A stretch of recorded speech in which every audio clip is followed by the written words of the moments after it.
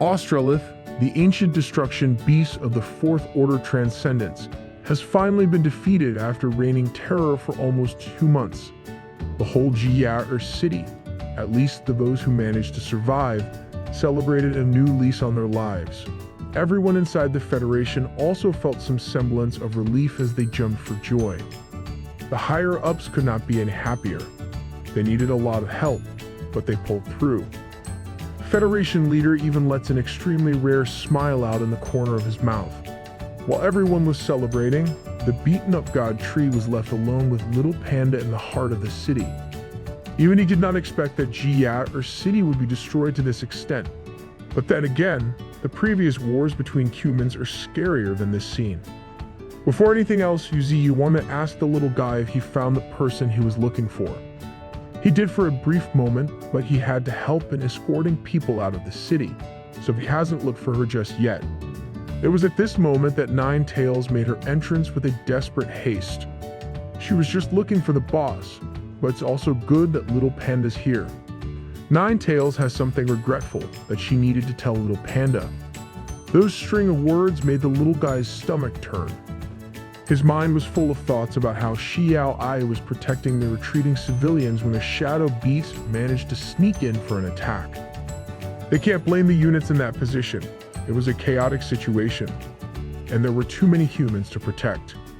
In lieu of that, they just decided to erect a tomb for the peach-colored haired zookeeper so little Panda could visit. The big boss himself ferried the little guy across the ruined city just to get to that tomb as fast as possible. He does not know what he should even do if he sees that tomb, so little Panda turned to the god tree for answers. Yuzi, you notice that the little guy is not handling this sudden news well at all. He did not want to add to that weight, so he tried to be cheerful. All little Panda has to do is summon his usual courage and bid his farewells. Xiao Ai was a strong girl. It's not fitting for her to have a sad ending flowing with tears. He steeled his resolve, repeating to himself that crying is what a coward would do in this situation. It did not take too long for them to arrive at the tomb that the team built for Xiao Ai. The flowers around the area must be the work of Thorn. She's always had an eye for this type of things. State more remain of his first friend. Little Panda realized just how much he owes everyone for their kindness. He just wanted Xiao Ai to feel assured that the little panda from back then won't be in danger anymore, for he has gotten much stronger. He did not expect that their reunion would go this way.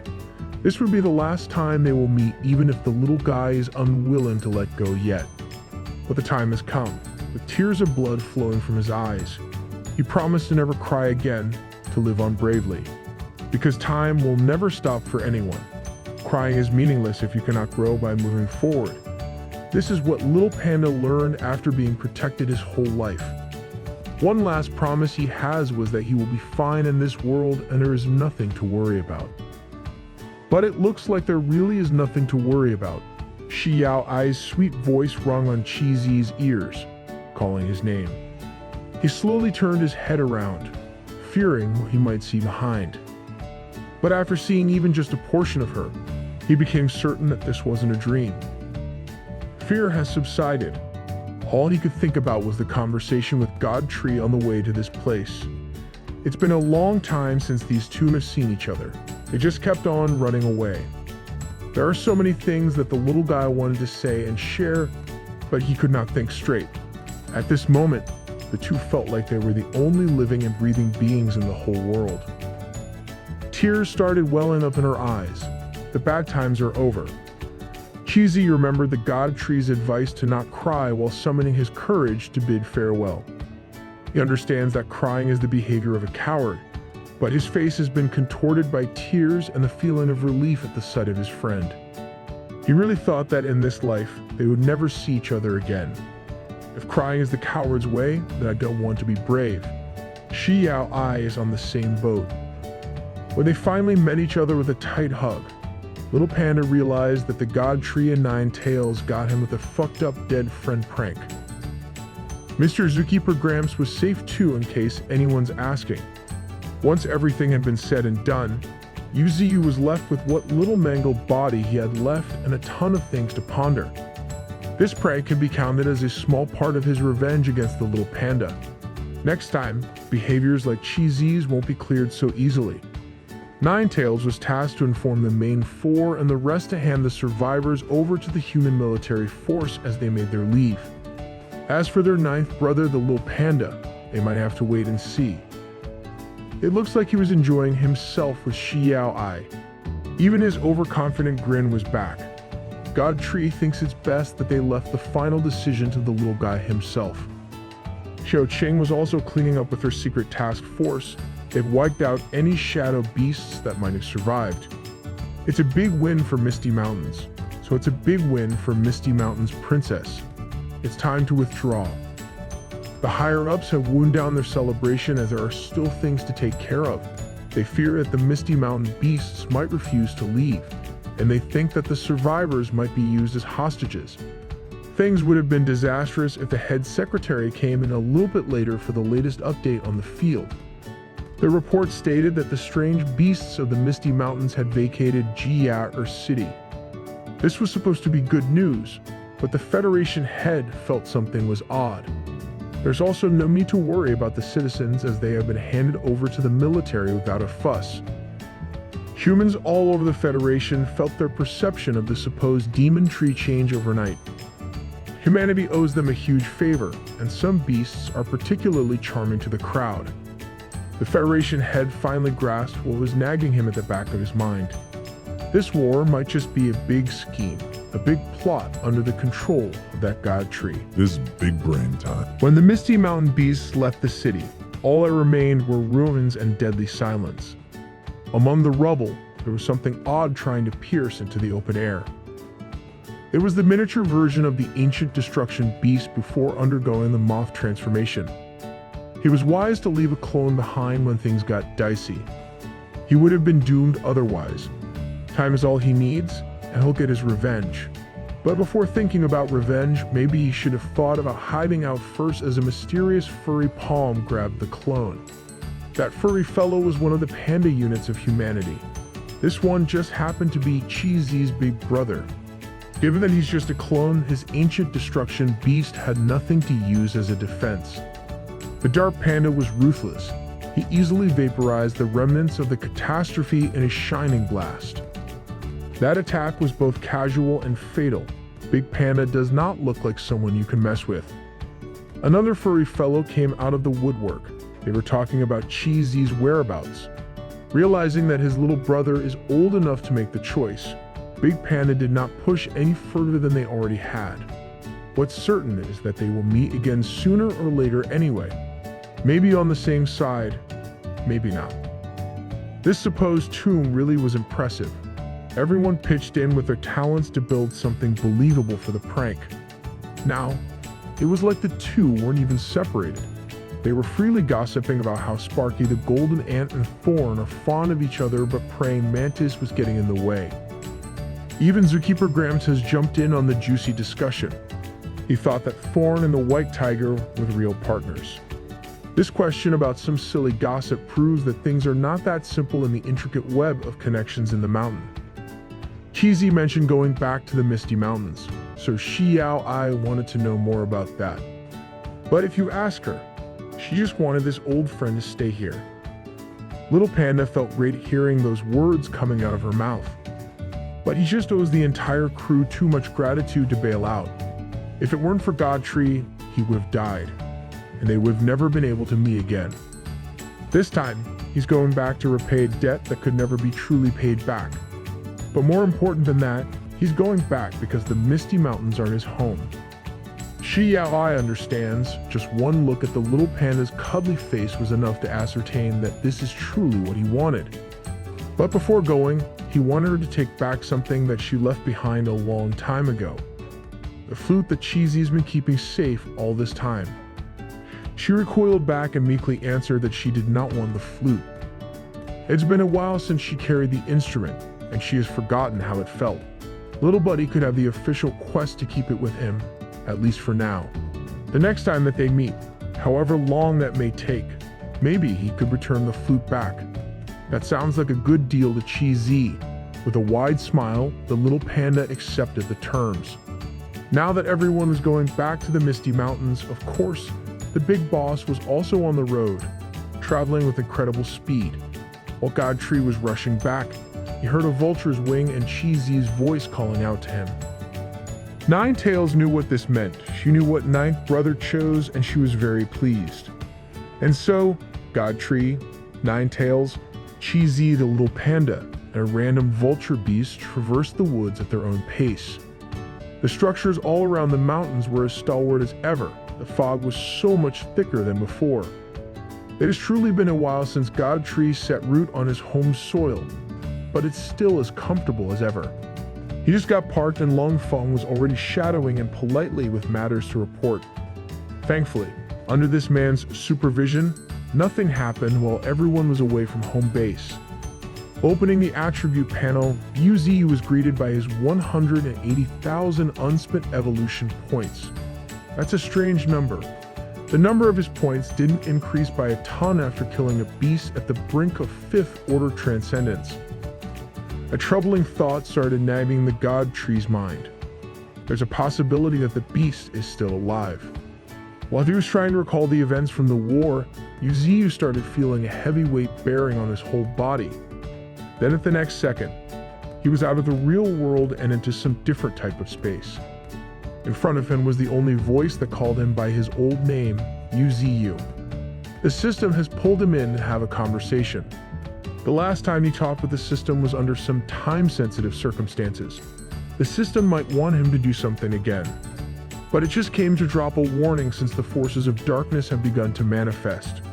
The next enemy that will step forward is an existence that holds unimaginable powers. That just means that the ancient creature Yu killed was the potential crisis mentioned way back before. The system continued that the future will be filled with despair.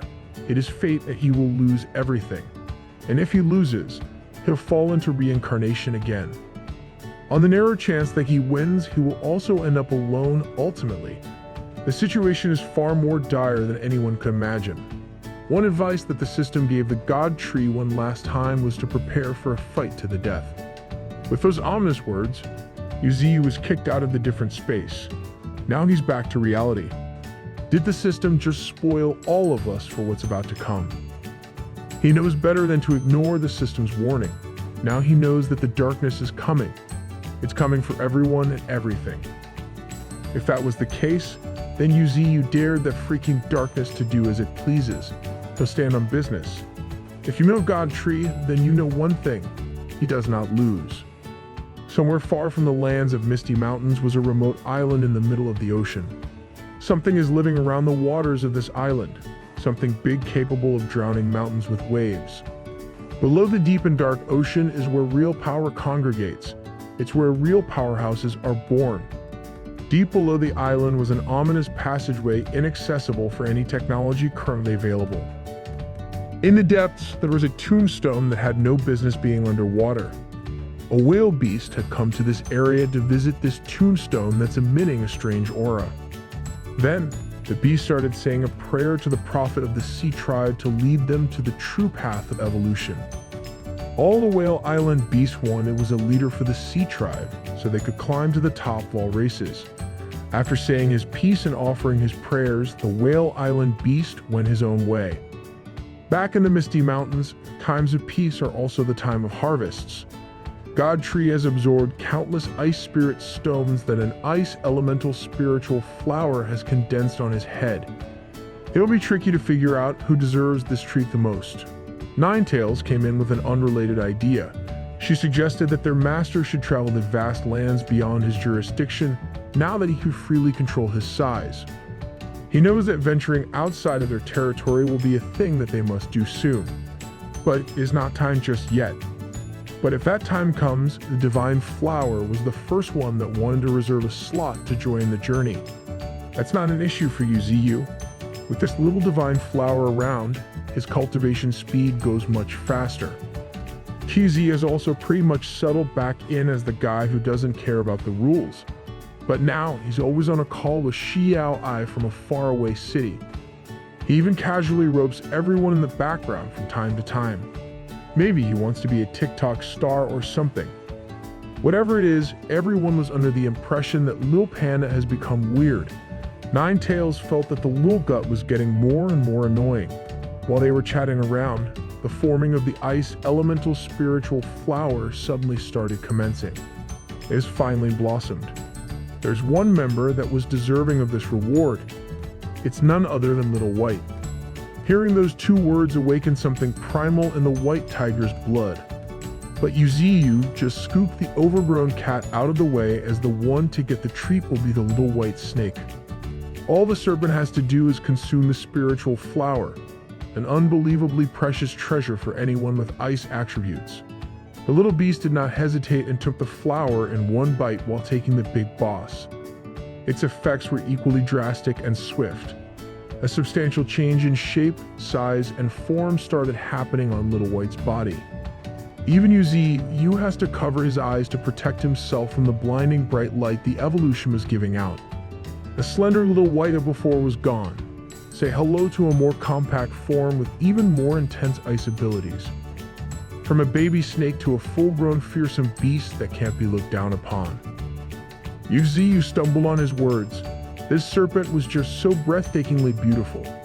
Not only that, Little White has also gained the mini divine ability of cloud soaring mastery, basically a flight skill, traversing at speeds rivaling that of light. This was great news, another addition to their aerial power, but God Tree felt a little jealous that he had never gained the ability to fly. Everyone around to witness the majestic transformation was locked in. Little White immediately slithered towards the big boss to give her thanks. For now, he just wanted to check the new attributes. Little White has become an Aqua Draconis at Transcendent Second Order. She can use ice in any situation. Offense, defense, and utility. Piscrill unexpectedly has two innate abilities, and both are relatively powerful offensively. She just needs proper guidance for an extended period, and she'll be a force to be reckoned with. She might have become an Aqua Draconis, but she's still Little White to the Master. Yuziyu hopes that one day she will turn into a real dragon. Dragons are the most powerful creatures in this world after all. They simply live an unyielding existence like no other. If that time comes for Little White, she might just become the strongest force in the Misty Mountains. Hearing those big words from God Tree's voice made her beam with a bright smile. It has been a month since the battle against the Destruction Beast ended the way it did. Yuziyu has resumed control of the mountains. Shingang, the polar bears, and the whale group have been sent to guard the north. Time flew by and another 8 days passed when a major event happened in the continent of Australia once again. With an abundance of fossils, the continent has now become a paradise of monsters, one of the most perilous places on Earth. On the 38th day after Australis' defeat, a thunderous roar echoed across the heavens and earth. Today was the day the world's first dragon has emerged, and it's already at the third order of transcendence. It had a voice that echoed like a thunderclap and a form as imposing as a mountain. A gust from its wings unleashed a hurricane of the 12th degree. There was only one course of action for the investigation team from the moment they laid eyes on the anomaly. The only thing that the poor team could do was to accept their fate. Shortly afterward, the news reached the Freedom Federation, Hua Xia Federation, Luo Kingdom, and the 10 Nations Alliance. The world was plunged into crisis again. Everyone tuned into their televisions and streams to see the fearsome sight of an ancient beast. The enemy of humanity has been identified as a colossal dragon. It's even the legendary evil dragon variant. If mythical creatures are beginning to emerge in this new world, then humanity might just be out of luck. The researcher they chose for this mission asserted that what they're about to face is a dragon that hasn't fully evolved yet, that has not grown its arms yet. At this point in time, it could be labeled as a sub-dragon on the dragon species hierarchy. Even so, a species of this caliber will continue to evolve. There must be a distinction between sub-dragons and full colossal dragons. The researcher explained that the first distinction is the difference when it comes to strength. Sub-dragons are just fledglings. In other words, if they want to kill the beast, now is the time to do so. If they wait for a full evolution, then they might witness some events that would alter the world. An event more brutal than the one the Hua Xia Federation and the God Tree had with the destruction beast Austerlith. But there's also some good news. If they can secure the body of this colossal dragon to be studied, humanity evolution research will take a big leap in progress. Slaying this dragon is an absolute necessity whether they like it or not. Back in the Misty Mountains, a peregrine falcon was just reporting all this new human camp information about the dragon. Shi Yaoling has already been conscripted to participate. After what happened with the destruction beast, all countries should have learned to work together to solve this problem. If anyone acts unilaterally, consequences will be handed down. Although it's none of God Tree's business, it would not hurt to have his whale team keep an eye on the situation. He got motion even in the ocean. A dragon, even if it's just a sub-dragon, is a beast of legends. If someone with that potential joins the Misty Mountains, there's no telling how strong they'll become. Every transcendent human soldier of the Federation worth their salt has been asked to report as a unit. They were taking every talented expert they had for another war, and the Flame Princess was not an exception. It has not been too long since the Battle of Jiao City, and there are already undercurrents happening around the world. Yuzi had to assemble the army of the Misty Mountains under the command of his 4 kings. The monkeys, mantises, wild boars, and ants are ready. So are the rats, wind wolves, gorillas, and polar bears. The only thing remaining is to check on Lung Feng. From the emptiness of the shadows spawned the sneaky scout of the Misty Mountains. He relayed news earlier, and Yuzi Yu just wanted to verify its accuracy. Lung Feng insisted that the info was only obtained through the sacrifice of thousands of rats in his army. In the abandoned town of the Western Wasteland, there exists a medium-sized fire attribute spirit stone mine. God Tree knows that Lung Feng deliberately emphasized the number of casualties in the rat army. He made sure that these sacrifices will not go unnoticed. Yuzi doesn't even know what kind of place the Western Wasteland truly was. Well, it's about time he stretches out again to take a look. In the back of his mind, the system's warning about the descent of darkness that will engulf the world, taking everything away from him, echoed. To be the God Tree is to be resolute, to never fall into despair, and to continue evolving like there's no tomorrow. Yu vowed to live by those principles until he can finally stand at the top of the world. Back to the Western Wasteland, also known as the Western Desert, was just your run-of-the-mill dunes before. When the Transcendent Era began, it has become a fierce and unforgiving land. Of course, there's still some ordinary animals that haven't evolved here and there. This one in particular just happened to be standing in the wrong place at the wrong time when God Tree was rushing in. Alongside him was an elite attack force of 9 tails: Divine Flower, Little Panda, Mantis, and the baby beasts. Sparky was also part of the entourage. He's the King's Blade after all. This golden ant was also starting to notice that the color of the sand beneath them was a bit off. The reddish sand was also emitting a faint smell of blood. It's not an exaggeration to say that this is a vast sea of red sand. Countless battles must have painted the whole area. This is the first time that the baby beasts have gone out to experience the world, and it's harder than they thought it would be. God Tree had to spank them from behind, not letting them rest as they were here for some much-needed special training. Not far from the party, there's some sus pair of eyes observing them while blending into the environment flawlessly. When Chi-Zi finally got into the monster's attack range, it immediately pounced up. The little guy couldn't care less. He did not even take his eyes away from the phone screen. The monster was already celebrating internally for this easy prey. But Chi-Zi is not your typical pushover.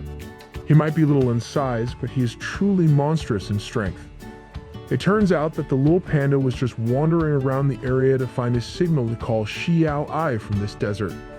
The beast force weakens the enemies, then the God Tree takes the last hit for evolution points. This has become their rhythm. They've been walking for some time now, the harsh sunlight beating down everyone's body. No source of water can be seen for stretches of miles upon miles. But a giant God Tree and his crew were doing just fine. The system was flawless against even the tougher monsters of the area. Chi-Zi was like a knockdown machine, always ready to stun enemies. There are times when the baby beasts fall into obvious traps set by monsters or formed by nature. One time, there was a crazy camel that managed to get very close to the god tree. With that last kill, he has gathered around 420,000 evolution points. It's a decent haul for a decent pace. On the way, they did not only kill everything that happened to try their crew. Sometimes there's a ray of light in this hopeless place filled with miserable sand. And those moments are special. The ray of light has come in the form of a mutated black scorpion at the 6th order of entry level. It has a diamond sting, a nasty poison. It has natural healing, and diamond scorpion armor. Divine Flower has also taken an interest in bug catching on the way. She found the creepy crawlies of the barren land adorable. Things seem peachy on this side of the globe. While Yuziyu and the gang were searching for the western wasteland's stone veins, a massive storm was brewing on another continent. Transcendent humans looked as though they had been engaging in something powerful in combat. They were, and it was the freaking sub-dragon of Australia. Humanity has brought the fight to the enemy instead of waiting to get slaughtered in their home nation. All of the promising talents humanity has to offer have gathered at this fated battlegrounds to vanquish a mythical beast. They don't look like they were doing much killing though.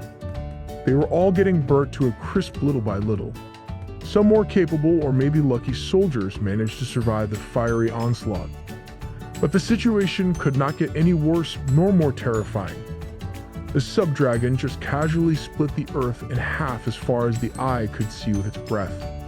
After seeing that display of power and looking up to see a beast that could trample nations, anyone would falter. Even with a coalition of soldiers coming from different places and cultures, everyone was asking the same question. How can they defeat such a monster? Those Iron Knight Panda partners were also present this time around.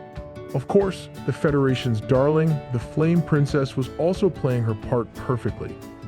She knows that the strength of this sub-dragon is beyond imagination. She might need to unleash her true power for survival. Just as she was about to go balls deep with attacks against the beast, someone stepped in fearlessly. Everyone's attention was focused on the woman that took the vanguard. She warned everyone to step back. Shi Yaoqing knows this woman. That's the Knight of the Sunset Empire. It turns out that this human has a special ability called Knight's Defense. It's a beyond broken, indestructible ability that can block all physical impacts. The sub-dragon wanted to try its absolute attack with the Knight's absolute defense. Blondie readied herself. What's about to go down is a full-powered dragon breath with full focus. The collision was the definition of an unstoppable force versus an immovable object. The dragon breath was scattered around the barrier as it painted a beautiful but deadly crossing pattern. All around them, the topography has long since been altered compared to the start of the raid. Water and earth don't even have a clear separation anymore. While humans were struggling to passively defend against countless attacks, another faction was on the move. Led by a battle-hardened kangaroo beast, a couple of Australia's best have gathered as an audience for the battle of Sub-Dragon versus humanity. That kangaroo looks like a gym rat. The Sunstead Empire Knight was also quite an adept leader with her own squad. Representatives of the Federation did not sit idly by either. This is a race against time. The best that the humans had to offer was barely making a dent in the Sub-Dragon's thick scales and skin. To the side, the party of demonic beasts that were patiently waiting and watching kept their eyes peeled. The kangaroo demon looked like he was enjoying the view of the battle a little too much. Humans are quite capable when you pull their numbers up. Even they could pierce through a sub-dragon's armor. After a few more grueling rotations of their best attacks, the coalition army finally managed to knock down the mythical beast. Even with this level of injuries all around the body, the sub-dragon still looked as fierce as ever. Another representative of a foreign nation with his squadron charged in for the kill, thinking that the enemy was on its last breath. At this moment, the entirety of the cut-up island was drowned by an ominous presence coming from all over the place. The coalition found it hard to determine what the hell was happening, but there was a strong sense of oppression emanating in the air. This is bad. They naturally blamed the sub-dragon for this sudden change of anxiety-inducing combat tempo, that wyvern beast. But if you look at it closely, even the mythical beasts seem clueless and unaffected by the heavy presence. Xiao Cheng was the first to notice this anomaly. The enemy is not just the wyvern. It was not even coming from the general direction of the wyvern. The source of the presence was from behind. It was the beast army led by the kangaroo beast. They decided to make their existence known through a heavy downpour of doom. There are all sorts of beasts gathered in one location in an organized fashion.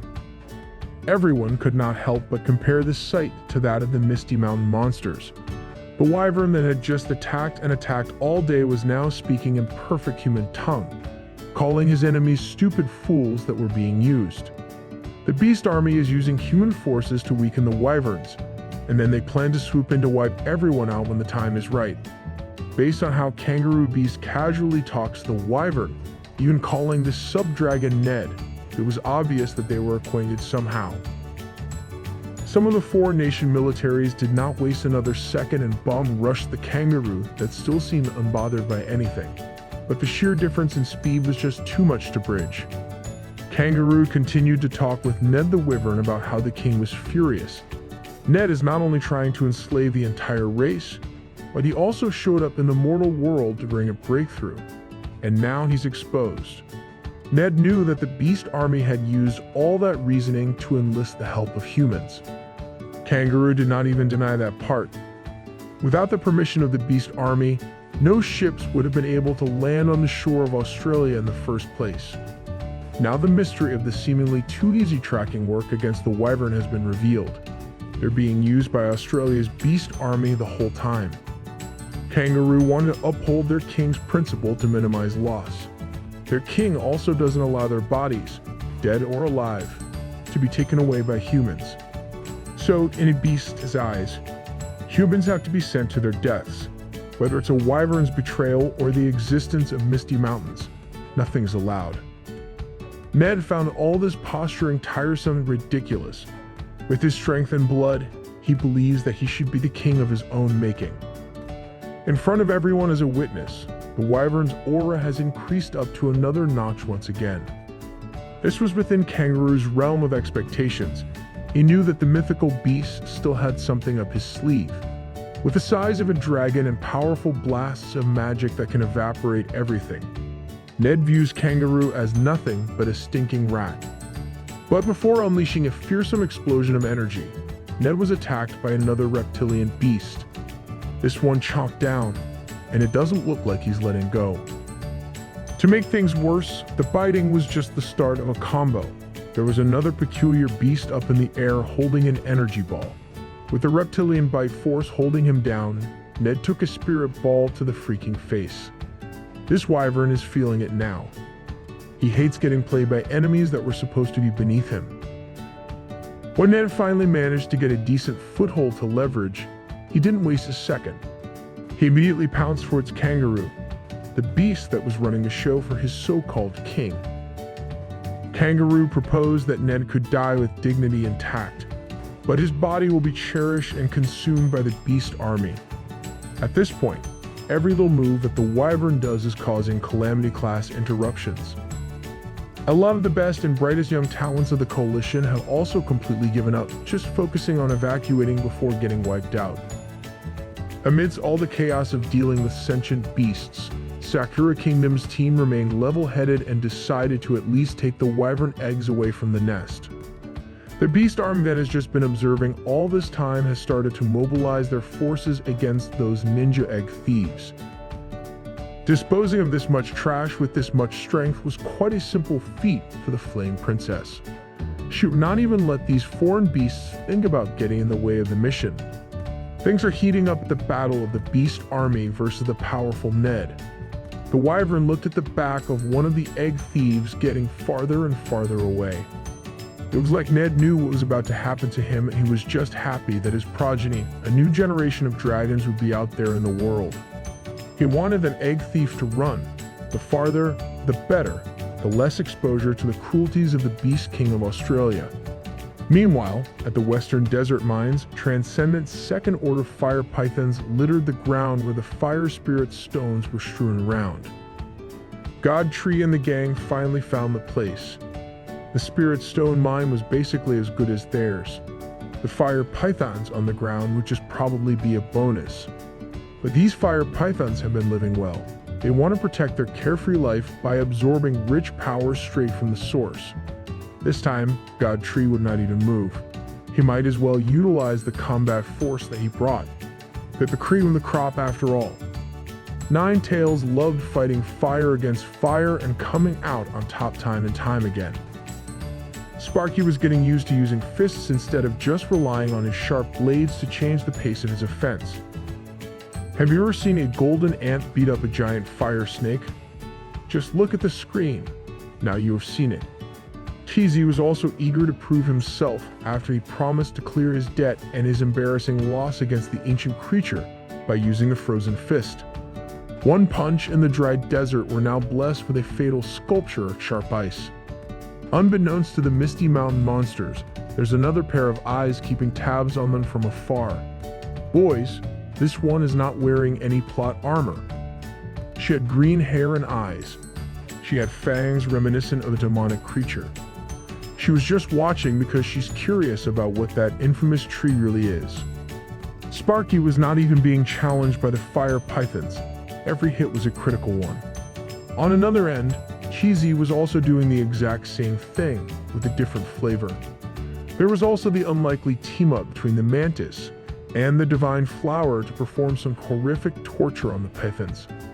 The only ones struggling against the current enemies were the inexperienced monster babies. They were here for training, but the God Tree won't let anything bad happen to the two. When he saw that the pups were struggling, the big boss was already right there to rescue them swiftly. The yield in this initial hunt wasn't bad at all. 180,000 evolution points per snake killed is not too shabby. Even though this was clearly a one-sided massacre, the pythons were standing firm on their ground. That's when the God Tree comes in to let the enemies know their place. This is not a battle. This is not a contest. Once his imposing frame came a little bit closer, the fire python felt like a worm standing in front of something bigger than life itself. At that point, the reptilian realized that he was not cut out for this. They might be the big dogs of this area, but they are nothing when put in front of an actual god. The remaining ones who did not want to lose their lives inevitably lowered their heads to pay respect to the new big dog in town. UZ was pleased to see that there won't be any more struggling. These snakes are not too dumb after all. With this, Nine Tails noted that the number of fire-type companions in their army has increased. Little Panda was still trying to look for a signal on his phone. Meanwhile, the woman who was spying from afar was left slack-jawed.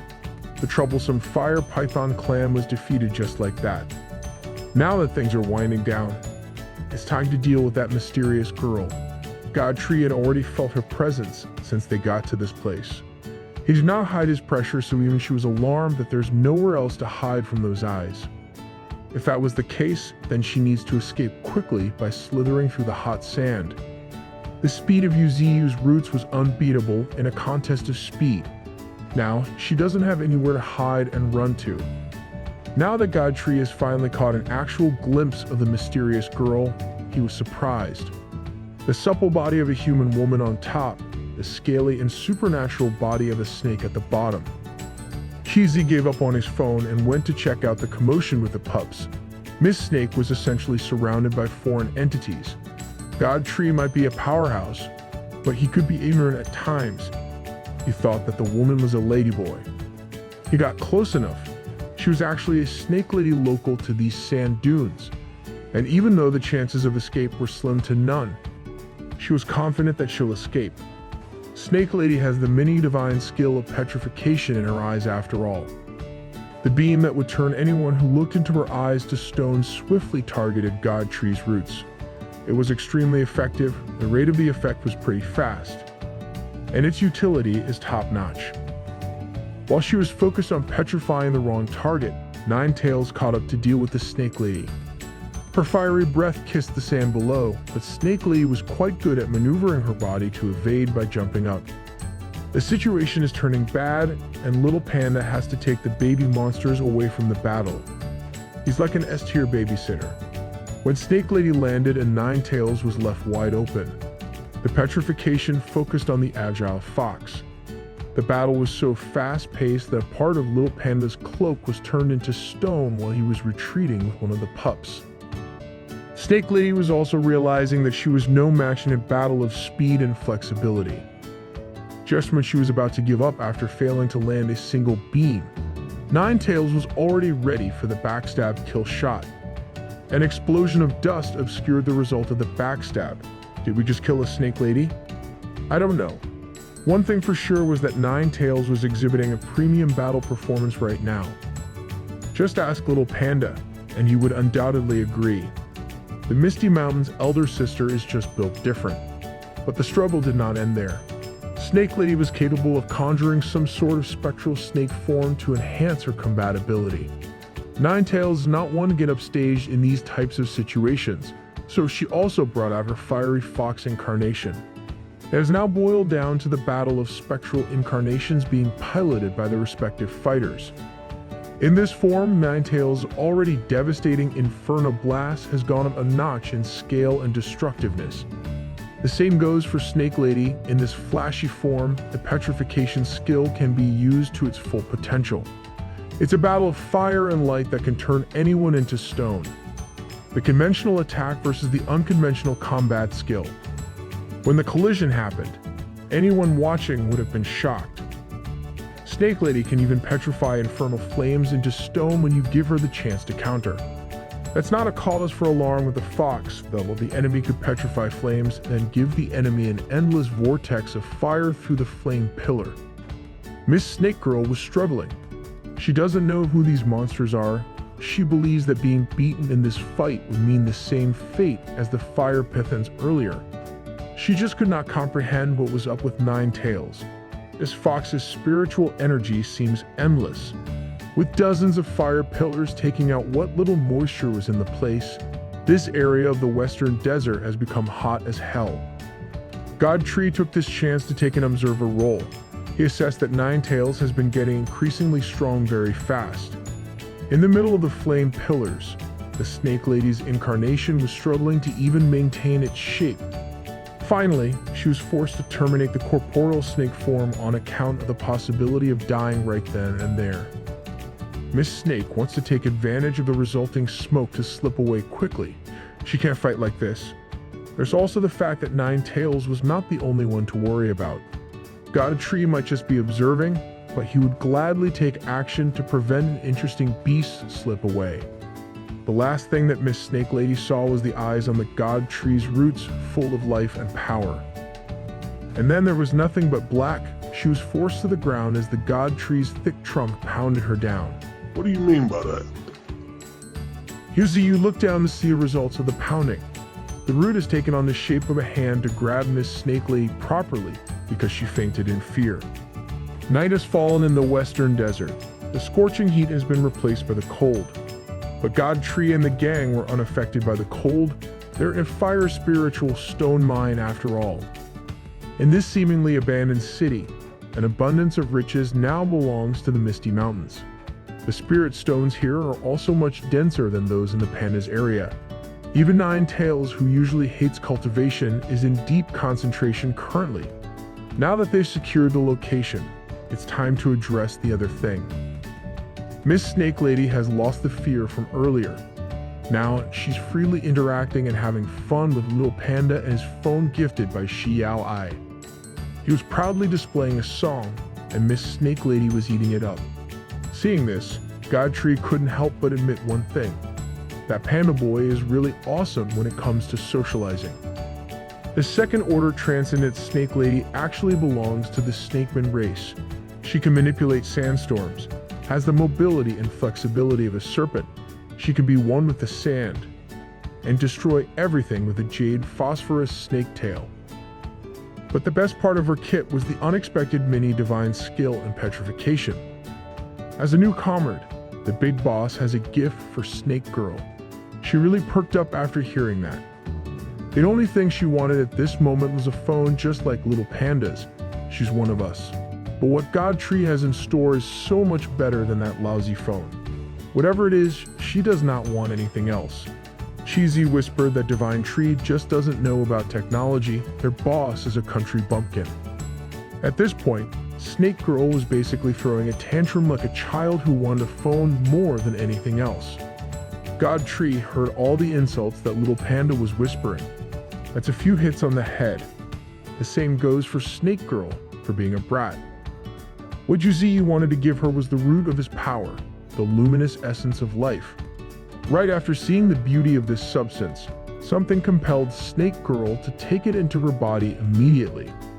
The effects were instant. She felt newfound strength flowing through her body. She definitely got stronger than before. With this, she will be one of them from today onwards, and betrayal will not be allowed. Snake Girl would gladly comply given the promise of power. Unfortunately, she possesses the same unruly attitude and spirit as Lil Panda. Now they both want to fight Nine Tails. God Tree just finished going on and on about his rules, and the two were already conspiring to create some trouble. That earned them a few more hits on the head. While Yuzi was lecturing the new troublemaking duo, he noticed something coming from the direction of Misty Mountains. It was one of the Peregrine Falcons in charge of relaying information. This one was going full speed, so it must be urgent news. The distance this bird traveled was no joke. Peregrine Falcons are the only ones capable of such fast transport. The bird finally landed on God Tree's outstretched bark. It was only then that the fatigue hit the Peregrine Falcon. He flew one day and one night to find the God Tree. Never mind all of that. Yuzi just wanted to know what was up. The Falcon gave a detailed account of the updates regarding the human versus wyvern affair on the other side of the world.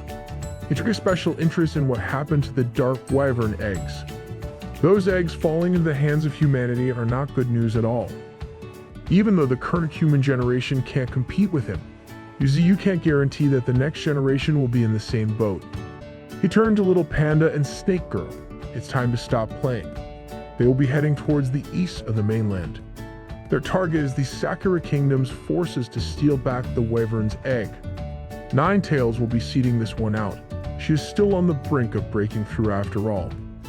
Spark, Mantis, and the baby monsters will be in charge of keeping the mine secured while the heist is underway. This time, God Tree intends to personally negotiate with the people of the Federation. During the entire duration when humans were suppressing the wyvern, they managed to steal 4 eggs. The ironclad Night King from the Midnight Sun Empire took one. The strongest country at the forefront of force, the Federation, also took one. Targets of the Steelback mission, Sakura Kingdom, is also in possession of another. The last one went to the Pula Shia Federation, more specifically, into the hands of the Flame Princess. Between the East and West, they agreed to have an equal distribution of 2 eggs each. Back in the Misty Mountains, the orders of the Big Boss were handed down swiftly. Emperor Alligator and Demon Bull were in charge of the area, so they were the ones to receive the memo. It was pretty much common sense that humans obtaining a transcendent third-order wyvern's egg was not good news for the Misty Mountains.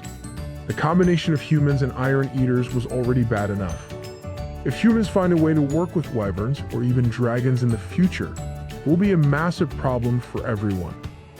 The raid in the land down under has ended, and each faction is now sending back the very important loot. Transcendent soldiers were sent to the docks to receive and secure the incoming shipment of a wyvern egg. At the forefront was a man wearing the golden mask. No one expected that the coalition would get something as valuable as a wyvern's egg. They were already thinking about how to use it against the threat of Misty Mountains. Coming from above, a scouting soldier notified the boss that something was not right. The ship that they were waiting with bated breath for has no activity at all. It was basically a ghost ship. In the masked boss's mind, this type of thing was impossible. But when the shipment of the courier suddenly exploded near the docks, things started making a turn for the worse. The people at the docks felt a little relief when they saw the Flame Princess, now known as Flame Empress, fighting a beast on board. She was clearly struggling against the ferocious beast from Australia. To make things worse, there was something massive surfacing on either side of the ship. What emerged and broke the surface of the water were sea beasts of all species. The only thing they have in common is that all of them are colossal. Those monstrosities were no joke. Each one was a second-order transcendent beast. There's still quite a bit of distance between the ship and the soldiers at the dock.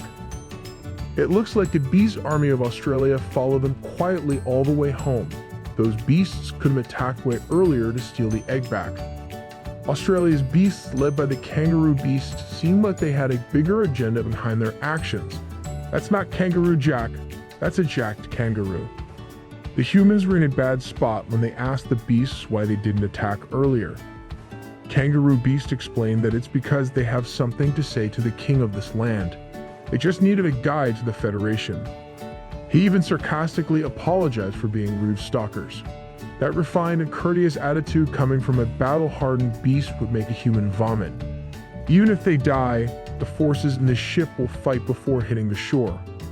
There are also an increasing number of sea beasts surfacing. The Transcendent soldiers had to jump in to suppress the monster wave. Unfortunately for them, each one of these beasts is much stronger than an average Transcendent. One very passionate soldier came in swinging a freaking rocket hammer, complete with a booster and everything. It was a glorious display of technology plus spiritual power, plus it looks rad as hell. That was just one guy and one beast though. This oceanic battlefield is filled with enemies. One that stood out was a starfish spirit beast with a mouth filled with sharp teeth. This is how Patrick would look when SpongeBob characters evolve. A soldier trusts his chances against the beast. He unleashed arrows made of energy while warning everyone else to move to the side. Those arrows were simple but extremely effective in thwarting the advancing force. One guy managed to force out two beasts in one attack. That's not too bad at all. It was at this moment that something just fell from the sky to the docks filled with soldiers. It's Flame Empress, the woman that humanity knows as Shi Yao Ling, one of the core members of Australia's Beast Army. Their frog-like shadow master laughed at the pitiful humans that used to rule over the world. The Empress took the chance to try and provoke the monster, calling him jealous. It was kind of effective. Now, the Shadow Frog wanted to put an end to this farce faster. The commanding officer reminded everyone to not be careless as this encroaching beast army had come here to declare war. The Misty Mountain is already annoying. Adding another faction to the already muddy waters would only cause more chaos. Those sea beasts that emerged from salt water have now lined up for the next demonstration of their power, energy beams. Golden Mask Transcendent felt the intensity emanating from the beams of those sea beasts and immediately jumped to the front lines with a defensive shield. The red and blue beams had no problem reaching the docks where the bulk of the soldiers were, but the defensive shield was impenetrable. Behind the massive shield stood the dozens of soldiers praying for the barrier to work and hold for a bit more time. The aftermath of those beam attacks was terrifying. It basically burned the ground off before being blocked. Gold Mask looked at his charred hand and realized that blocking an attack of that caliber could only be done once. He's at his limit, and there was no shot that he could do it again. While the Transcendent soldiers were cowering behind their leader, a scar-filled tail has taken hold of the Wyvern's egg. Kangaroo Beast did not even give the enemy commander a fight scene with how fast he took care of business. Despite the ease of retrieving the Wyvern's egg, Kangaroo knows that not every human is as weak as these soldiers. That may be the case, but the Beast Army thinks that it's time for the ruler of this land to change. At the sides of the ship were sea beasts, while behind it were even more sea beasts. Transcendent soldiers started shaking in their boots at the sight of such an imposing show of power. Now there are not only two, but dozens of giant monsters opening their mouths for an assorted flavor of spirit bombs. The leader with a gold mask barely managed to block two shots, and it nearly burned his hands to ashes. This must be the end. Kangaroo thinks so too. He was already saying his farewells to the humans at the dock. The kangaroo's smug smile was immediately erased when he felt a presence looming over his army. It was followed by sea beast heads flying. He slowly turned around, clueless as to what was happening. All he saw was a rain of blood. Then there were the sounds of heavy steps. so heavy that it was leaving dents on the pavement. The wooden body appeared behind the soldiers who were just waiting for their deaths at the dock. Upon getting a closer look, the kangaroo beast smiled. The one he was ultimately waiting for had finally shown himself. Slender branches twisting to menacing shape, hard and impenetrable through normal means. It was the king of Misty Mountains sporting a brand new form made for speed. Shi Yaoqing could not praise and run to her master at the moment. She still needed to play the role of being the Flame Empress. The soldiers were a little slower to realize what was happening, but that feeling of oppression was way too familiar for those few who witnessed the God Tree in action. Even in this new small and terrifying form, there was no doubt about it. It's the demonic tree from the Misty Mountains. With every move, this form seemingly squirms from the part rooted in the ground. That's because the root goes all the way down and out. This new form was not really the main body. God Tree was quite a distance away, only sending one of his powerful roots to the action. He could still speak through this root, and he wanted to ask the kangaroo why a foreign beast would address him as king. Kangaroo dropped all the sarcasm and arrogance and introduced himself politely. He expressed that the king of Australia has always wanted to meet the God Tree. You do not expect this kind of development. A king of beasts from a faraway land wanted to meet him. Not only meet him, that king wishes to work together with the Misty Mountains. They can pool their strengths and take over continents. The soldiers heard the exchange between two fearsome monsters. It was like they had a front seat to the end of the human world. Shi Yaoqing was also shocked. No one expected this type of talk from beasts that have never interacted before. Kangaroo beasts continued that they could take over to create a world that belongs solely to beasts. They just need to join forces and exterminate humanity altogether. God Tree only had 2 words for a response. It lost. Kangaroo wiped the triumphant smile from his face. He felt that the answer was regretful, but not out of their expectation. Nevertheless, it was still the wrong answer if you ask the Australian beast horde. Wrong answers mean you get lasered. But you simply don't have the time to play along with this comical villain monologue. He just wanted the egg, that everyone can get lost. Either do that, or everyone can just die here, beasts and humans together. The laser beams from the various sea beasts have finally been let loose. All these colorful and powerful attacks were aimed directly at the God Tree's representative root. Australian beasts referred to him as Tree King, and from now on, they will be enemies. Kangaroo beasts looked like a conductor of death as the symphony of monster beams filled the battlefield. Gold Mask Soldier just looked up without blinking. He was certain that it really was over this time. Unlike that guy, God Tree did not fret, and he was the main target of the array of attacks. All this flashiness was just boring attempts on his life, easily dealt with by a single root. With a sweep of his flexible and seemingly indestructible branch, he blocked the attacks. He got the timing right and easily redirected the colorful beams of destruction away. The soldiers who were praying for their lives just a moment ago were the ones to tank the shots. Just from the look in his eyes, it was evident that Kangaroo Beast did not like that at all. But before going in for another round of offense, he and the rest of his crew were already tightly bound by monstrous roots. He was controlling everything at a comfortable distance. At this moment, it's time for his enemies to die. Now the Kangaroo Beast has become rattled for the first time. He might really just lose his life without even demonstrating what he's capable of. All the sea beasts were easily dealt with. No matter how big you are, you're done if your neck gets crushed.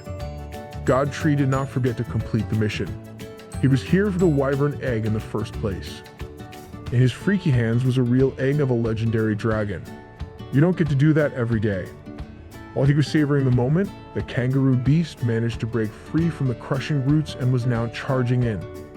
That valiant effort to sneak an attack in was met with an easy root block. Kangaroo still held his pride as he praised God Tree for being strong enough to push him into a precarious situation. Yu threw the compliment back. He was genuinely surprised that this guy ended up surviving his massacre. Those roots are not just an excellent defensive tool, they can also be used as a lethal offensive weapon. Seeing the hopelessness of the situation, Kangaroo just decided to retreat to the snout of a shark beast. God Tree's message for the foreign beasts was loud and clear. Kangaroo will see to it that their king will be informed. He promised that this is not where it ends. And when the day of their reunion arrives, the battlefield will be their stage. With blood all over his body and internally, the kangaroo beast ordered his remaining pack to return. That includes the bizarre shadow-wielding demon fighting against Xiaoqing. The conclusion of their battle will have to wait. They stalked the human ship to cross the ocean with full force, but now there were merely 3 of them left. They barely set foot on the land of the Federation, and now they are being forced to retreat and regroup. Just like that, the enemies that crushed the humans' hope ran away with tails between their legs. The Iron Knight commander that was beaten up by that kangaroo menace was still breathing with a lot of trouble, but at least he was still breathing. God Tree turned to the soldiers and asserted that he'd take the dragon egg, as humans simply cannot control everything themselves, especially under the threat of the beasts from another continent. They have a legion that is not weaker than the whole Federation. If they attack again, humanity wouldn't even be able to protect themselves.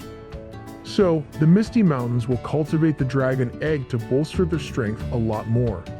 Those who have brains knew that this was not a discussion. Opposing the God Tree will only result in death. While Yuzi was walking away from the scene, he also dropped the reveal that the Australian beasts have filled the air with poison that human technology can't cure. If anyone wants to live, they can come to the Misty Mountains to be detoxified. But he wanted to make it clear that healing won't come for free. Xiaoqing was finally able to smile just a little. Her master was quite cool, and the display of strength was outstanding. While the scene at the dock was happening, another battlefield was raging on. This one had more deaths on both the beast and human side. When you pay attention a little bit more, you would see that the foreign beasts are on the back foot.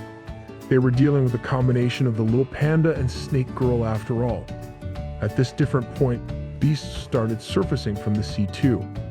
There were corpses as far as the eye could see. Everyone was essentially dead, killed by foreign beasts. Little Panda was doing his own brand of torture, while the reptile monster was yapping on and on for daring to stand in their way.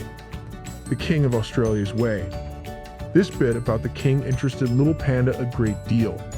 He wanted to know more. But before the reptilian beast could spill the beans, the poor beast has died. The bright side is they secured another dragon egg. It got damaged in battle, so Little Panda could only hope that the God Tree had a solution. Somewhere in Australia, the heart of this area bears a bit of resemblance to the Misty Mountain surfaces. Kangaroo Beast was standing before a horrific and deformed beast.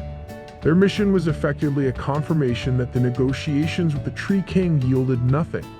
He felt shame for failing what he had to do, and he felt fear of the king that could easily do anything to him. But the grotesque king dismissed the whole matter altogether. Sooner or later, everything will be destroyed. In this place were several ancient beasts just like Australith before the transformation. Their plan will have to be expedited. In the middle of the western desert, a bright pillar of light lit up the dusk. Inside the pillar of light was Nine Tails. She has come back from meditation fiercer and literally hotter than ever. Sparky and Divine Flower watched in awe as the elder sister of the group looked as though she was about to go to the next level. This breakthrough has also triggered the cascade of unwelcomed guests. It looks like Sparky won't have to be idle for too long. He and Divine Flower need to push back against the beast stampede incoming. These types of beasts are the kind to take advantage of chaos. That horde will surely rush over regardless. While the collision between Sparky and the beasts was about to happen, there seemed to be an undetectable presence in the vicinity holding a sage's staff. He was covered with cloth, but it looked as though he was not as simple, nor as human as he initially looked. The beast horde attracted by Nine Tails' breakthrough in the Spirit Stone mine was steadily growing. On the other side, there were only the baby beasts, Divine Flower, Fire Pythons, Mantis, and Sparky. Divine Flower started off the defense mission with mind control. Some of the rats in the middle of the enemy formation were taken over. Divine Flower tasked those rats to simply turn around and attack the other beasts behind. Sparky was about to take on a much more direct way of confronting enemies. And by direct, I mean directly cutting their heads off. This was easy work for someone as skilled as Sparky, but the beast that he wanted to kill first was starting to put its destroyed body back in place. Sparky knew this type of trick stems from mastery of the earth element. After healing back to pristine condition, the sand snake pounced. That didn't pan out at all. The golden ant easily shredded the snake's head. It was a critical and perfect hit, but the beast was fusing back again. This is also the perfect time for the baby monsters to get some real combat experience. Mantis was having no problems dishing out kill shots left and right. Divine Flower and her army of controlled rats were providing support wherever they could. The second wave of the beast horde has come into view, and they have something that looks troublesome. The fire pythons howled as if calling dibs on the upcoming enemy. Python Bro did not have to wait for the enemies to march closer. The pangolin beast was already dashing in with a ball form. Once this spinning hulk of strength entered the Divine Flower's range, mind control was immediately dished out. Now, the ball of destruction has been turned around to the army that this beast came in the first place. Rolling back into the beast tide headfirst was painful, not as painful as being crushed to death by your beast comrade though. That stunt made Divine Flower enemy number one in the eyes of the beast tide. There's a large number of beasts gathering on the right side again. They aren't that strong, but their numbers are staggering. To add to the pressure, this is a crucial moment for Ninetales right now. She cannot be interrupted in this state. Divine Flower will make sure that everything will go smoothly. She promised God Tree that she would make it happen. Her plan was to use mystifying fragrance. The rats were the first ones to get affected once again. Next came the smaller beasts, their lungs filling with a delicate scent. Divine Flower also jumped in to give the baby leopard the power blessing so that it could run towards the left as a lure. She could not have picked a better mount. Baby leopard has lightning speed. The horde that they were previously fighting followed, and the stampede crowd swiftly tripled in size as they ran around. The mysterious covered-up observer did not expect that there were so many good fighters that had gathered around that being. Right now, Baby Leopard and Divine Flower have arrived at the zone of the seemingly immortal sand snake. Sparky was still engaging with one, and now there are two. This was quite a hassle. With its serpentine mouth and sharp fangs ready to snack, the Divine Flower stood tall. The mysterious covered-up observer has decided to use his ancient staff for a certain spell. Divine Flower, Baby Leopard, and everyone else on the field had their eyes glued to the sky. Even the cool Sparky and his mantis partner in crime stopped the slaughter. Ninetales was still inside the pillar of light trying to break through, and even she felt the disturbance from outside. Every beast that joined the horde was now being blown away by a windstorm that seemingly had a life of its own. It didn't take too long for the entire middle of the ruins to become the eye of the windstorm. Ninetales gauged that someone capable of that level of attack is in the third order of transcendence. Such an existence shouldn't be here, but they have no choice but to make the most of it. Besides, every enemy beast has either been wiped out or blown far away. Sparky was in disbelief after the sand had settled and the wind had died down. Their thousands of enemies vanished just like that. While they were trying their hardest to make sense of the situation, a pair of canine feet touched the hot sand. The covered-up observer has stopped observing. He wanted to help and join in on the fun. Of course, the first instinct of Misty Mountain monsters was to get into a position to attack or counter. The observer just kept on looking at them. His brightly lit eyes felt hypnotic. That thing that invited hordes of monster waves. The pillar of light was still raging on. The observer guy took a seat and left his ancient magic staff lodged in the sand. It's already been half a month since they met the guy, but this weirdo has stayed in the same position without moving the entire time. Sparky's mind was blown that this guy could raise his hands to effortlessly block a beast hide. Heavy and rhythmic thumping could be heard and felt coming from a distance. For the first time in a while, the observer looked like he just found what he was looking for. The god tree is back in the western wasteland. Mr. Observer has gotten up from his meditative pose in anticipation of God Tree's landfall. Even from a distance, the observer admitted that God Tree was indeed extraordinary. You can see that there's someone he doesn't recognize in front of the gate. The observer wanted to lay his case down. In his cultural studies of humans, the heavenly tree represents the sky. Its leaves and fruits represent the sun, moon, and stars, an existence above all others. Yu was quite weak against such high compliments. Suddenly, God Tree has become a lot more understanding of the situation. The observer wanted to cut to the chase. He came here because he needed some assistance with something that only the God Tree could help with. The mysterious observer is named Seth. He ranks fourth among the mainland's 10 great beasts. Because of his appearance, he was revered as a god. Possessing the title of the god of deserts and storms, a human elder bestowed upon him his name. And then one day, there was a sudden change in his temperament. He slaughtered half of the country's citizens. At this moment, he is having a discussion with the top ranked of the mainland's 10 great beasts, the God Tree, Yu. Seth has come all the way into the mines because he needs the God Tree's help. He was hoping to obtain one of the heavenly tree's branches. He needs it to face his natural enemy, a beast that possesses the element of darkness. Hearing the element of darkness mentioned made Yu wary. It turns out that the beast tide they just encountered was a wisp of that enemy's divided soul. God Tree knows that a soul of darkness could have power on par with himself. Every piece of that divided soul is lodged within the wild beasts and all material objects in the desert. That essentially makes Seth's enemy immortal in some sense. God Tree was way too familiar with this feeling. He's already had a conversation with his system about how the darkness will eventually emerge. This is what brought Seth into this place. He needs to obtain a more suitable weapon and kill the darkness before it becomes even stronger. Yu wanted to confirm if this visit was purely just for dealing with the darkness. Seth strongly asserted that it indeed was. Sensing the sincerity in the deity's words, Yu proceeded to make his body twist and turn. He detached a portion of his branch and launched it in front of Seth. He gave the deity what he was looking for.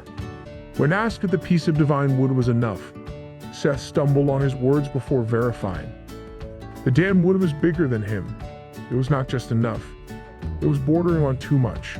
Why is he giving wood to another dude? While Seth was putting his cloak back on, he wanted to leave one last piece of information. He informed the God Tree that there seemed to be some changes in the ocean. Maybe something has happened that land dwellers don't know anything about. As the deity walked toward the barren desert land, he wished for the heavenly tree to be careful. There are the humans, Australia's beast army, changes in the ocean, the darkness creeping in. There are more, much stronger enemies rising with their own agendas. They need to be vigilant. One way to ensure that they'll be ready for what's coming is to break through to the fourth order of transcendence. Speaking of breaking through, Ninetails has reached a pivotal moment of her cultivation in the mines. The firepower she was emanating was peerless as it pierced the sky. Everyone gathered around to witness her emergence after a successful level up. The fire fox had become even more fierce. Her fur was burning with power. On top of that, another additional tail has popped up behind. That makes a total of 4 tails. She's nearing her full potential in God Tree. Wanted to see that attribute panel immediately. Ninetails has reached the third order of transcendence. Her innate ability gives her new abilities whenever a new tail is added. This time, it was the Flame of Origin. Looking at its description, Yu noticed that even the attribute panels seemed to be burning up. Ninetails explained that this is not just ordinary flames. Her body feels indestructible. As long as her flames burn with spiritual power, it's inextinguishable, making her practically immortal. This is the new talent brought about by her 4th tail, the Undying Flame. Sparky watched in envy. He wanted to use this as motivation to break through himself. He didn't want to fall behind. With Ninetails successfully leveling up and the dragon's egg in their hands, there's no reason to stay in the desert anymore. It's time to go home. If that was the case, Divine Flower wanted to know what would happen to the Fire Spirit Stone mine. With a devious smile, Yuziu hinted that he had a solution to that problem. It did not take too long for the party to leave the dryness of the desert to enter their comfort biome. This forest, that they just happened to use as their highway, was not ready for the sheer power and pressure that the god tree brings everywhere he goes. Leading the pack was Nine Tails, who was walking on air as if she was just taking a casual stroll. Behind her was the entirety of the Spirit Stone Mine's reserves, tied up by a lasso of fire while being dragged in the air. She was hauling the gigantic thing as if it were the most natural thing. She was not even breaking a sweat. God Tree was taking a leisure walk while the rest of the party sat at the gigantic airlifted Spirit Stone. The big boss ordered Nine Tails to transport their haul to the mine inside the Misty Mountains. Someone from their home base felt the disturbance and went out to welcome God Tree and the rest back home. Little Panda was wearing his signature carefree smile and was waving his tiny hand incessantly. He also succeeded in his mission. He intercepted one of the Wyvern egg ships, but the egg itself was in bad shape. Yuziu did not expect Australia's beast army to chase all the way to the Federation territory. The other two dragon eggs have probably run into similar obstructions. He could feel the tremendous spiritual power inside each dragon's egg, but one of them has no vitality at all. It might be a stillborn dragon. That's regretful, but at least they still have another. They just need to protect that one until it's ready to hatch. On the other side of the country, we turn our attention to the Federation's best medical facility. The greatest medical minds in the country were researching what looked like a parasite under the lens of a microscope. They were examining the virus that came from Australia's beast army, but they couldn't figure out a cure at all. They might really have to ask the Misty Mountains demon tree for help. While the doctors were hard-pressed to find a cure, one of the patients got out of bed in a hurry. It was none other than the Flame Empress, Xiao Ling. She's had enough of being bedridden and powerless against the poison. What she needs is for her subordinates to get ready. They are going to the Misty Mountains for that cure. In the heart of the Misty Mountains, there is a surge of spiritual power full of vitality piercing the heavens. The pure energy was slowly coalescing into the form of a beautiful woman. Can you tell who this is based on the color of her hairpiece? She has the innate ability to communicate with all living things with the sounds of nature. Everyone swooned at her beauty. If you guessed that this woman is the Divine Flower, then you're correct. She then took the little panda's flute and slowly put it in her mouth in preparation to play a beautiful tune. That everyone's ears were assaulted by vile sounds that no man had ever heard of. It was deplorable. God Tree almost felt his soul leave his body. He had to stop Divine Flower from killing them with badly played songs. Even in this form, she was still head over heels for the little panda, whom she calls handsome, and the little guy was not having any of it. With her new ability, she could now notice the minute changes in the environment. She felt that there were humans approaching. They were not from the Federation, but they were not weak either. God Tree assured her that there was no need to worry, as if he was expecting this sudden visit. He had already assigned White Tiger and Thorn as deterrents for whoever dared to trespass. The man leading the charge was Benson from the Luo Kingdom. He also got poisoned during the battle with Australia's beast army a month ago, and has come here in hopes of being cured by the Divine Tree. That's Transcendent Johnny's sins. Of course, it did not come empty-handed. Behind him were multiple heavy-duty trucks filled with spirit stones. Thorn confirmed that the man was indeed hauling tons of Thunder Spirit stones. She heard God Tree's voice giving the visitors entry, and Thorn asked them to follow her inside. Without her guidance, these humans would just go in circles under the mist's hallucinatory effects. It was deadly silent in these parts, as if no living being was around. The drivers of the Spirit Stone trucks even spotted a few ghosts and apparitions on the way. Benson did his research. He knows that this forest can cause hallucinations, and there's no need to get caught up in them. He might be composed, but Baldy Benson felt that something was off. That woman from the entrance is bringing them deep into the darkness, something that looks suspiciously like a trap. Once they reached the tunnel of darkness, Thorn had vanished with the White Tiger. Everyone stopped for a second to turn to their bald leader for the next move. He knows that even if they retreat now, they will just slowly die from the poison in their systems. The only way to go is forward. The trucks hauling the Thunder Spirit stones entered the dark tunnel one by one. At the end of this long and mysterious path was a blinding light. Once they managed to go through that light, they were greeted by the sight of what looked to be an altar guarded by Thorn and White Tiger. Baldy Benson and his gang have come out of their vehicles to properly negotiate the deal. The beautiful Divine Flower is getting used to her human form. She called the visitors to come up to the altar. Benson was still apprehensive, but he had no other choice left. He brought a whole chunk of Thunder Spirit stone up the altar using one hand. Divine Flower explained that the process required the offering of the spirit stones to the Maelstrom. He will get what he seeks after that. Baldy Benson complied and tossed the decent chunk of treasure into the eerie tendrils of the Maelstrom. The Thunder Spirit stone was brimming with life and energy. It was swallowed whole by the bizarre entity. Watching the treasure get swallowed up was reminiscent of watching a sacrificial altar offering. When his offering was successfully accepted, the Maelstrom twisted and turned to bring out a substance with endless vitality. Baldy Benson has never seen anything with such vigorous spiritual power. This is the legendary essence of life. His subordinates from below felt the same awe as their boss. The trade succeeded. Benson had not even braced himself just yet, when the drop of essence of life suddenly darted straight for his chest. It buried deep into his body, but it did not bring any harm. It cured him of any ailments and poison instead. It wasn't only a universal cure. Even his perception of his body got a whole lot stronger. What's more important is that it seems like he's about to break through. He knows that if he can get a few more drops of that miracle substance, he could possibly get to the next level. Benson did not want to let the chance go, so he pleaded for another trade with the Divine Tree.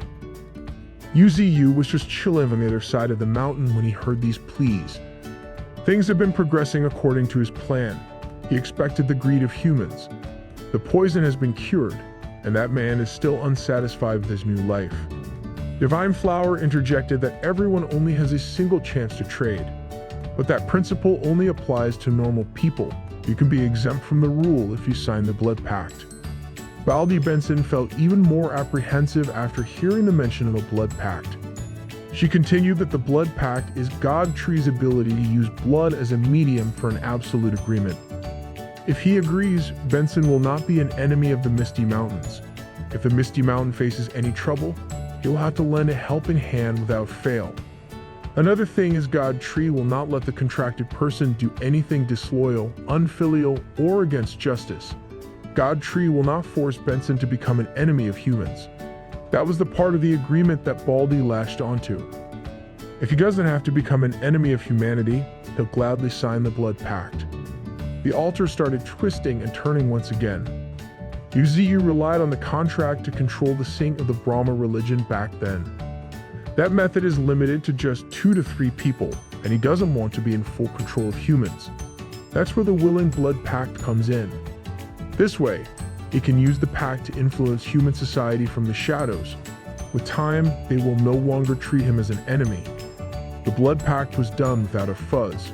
It was a non-invasive process, but if this Baldy dares to break any of the rules, then he will automatically die from an explosion. The altar also conjured 3 drops of the essence of life in exchange for every resource that Benson has brought. With a sinister and greedy smile, Baldy gladly took the deal. Divine Flower served as a representative, but it seems like she doesn't like this plan at all. After making the deal, Baldy Benson and his group promptly left the Misty Mountains. Divine Flower was in a sulky mood. She didn't like helping humans. There were no benefits to them if they got stronger.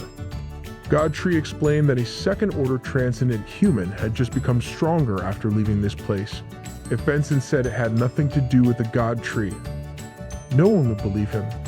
There was no other way for him to cure the poison and get a power boost. Humans are a very contradictory race. They're filled with distrust and suspicions of each other.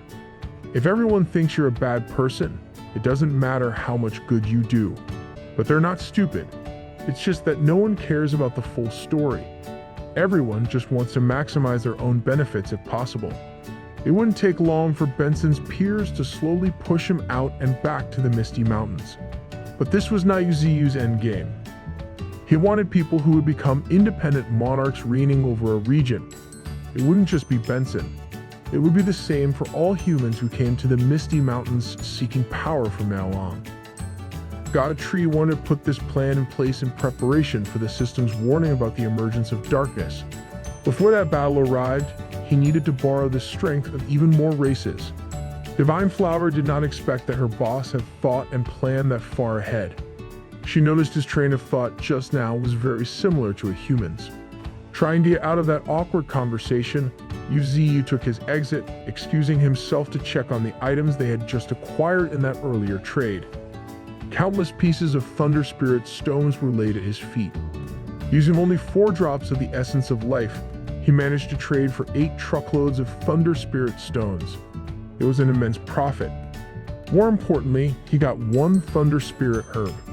It was a spirit flower formed by the coalescence of spirit stones, the same as the spirit flower that Thorn absorbed some time ago. God Tree had already left behind 100 drops of essence of life on the sacrificial altar.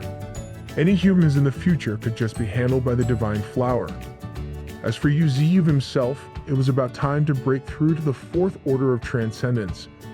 While he was carefully mapping out his breakthrough plan, he noticed Bald Head happily munching on the spirit stones.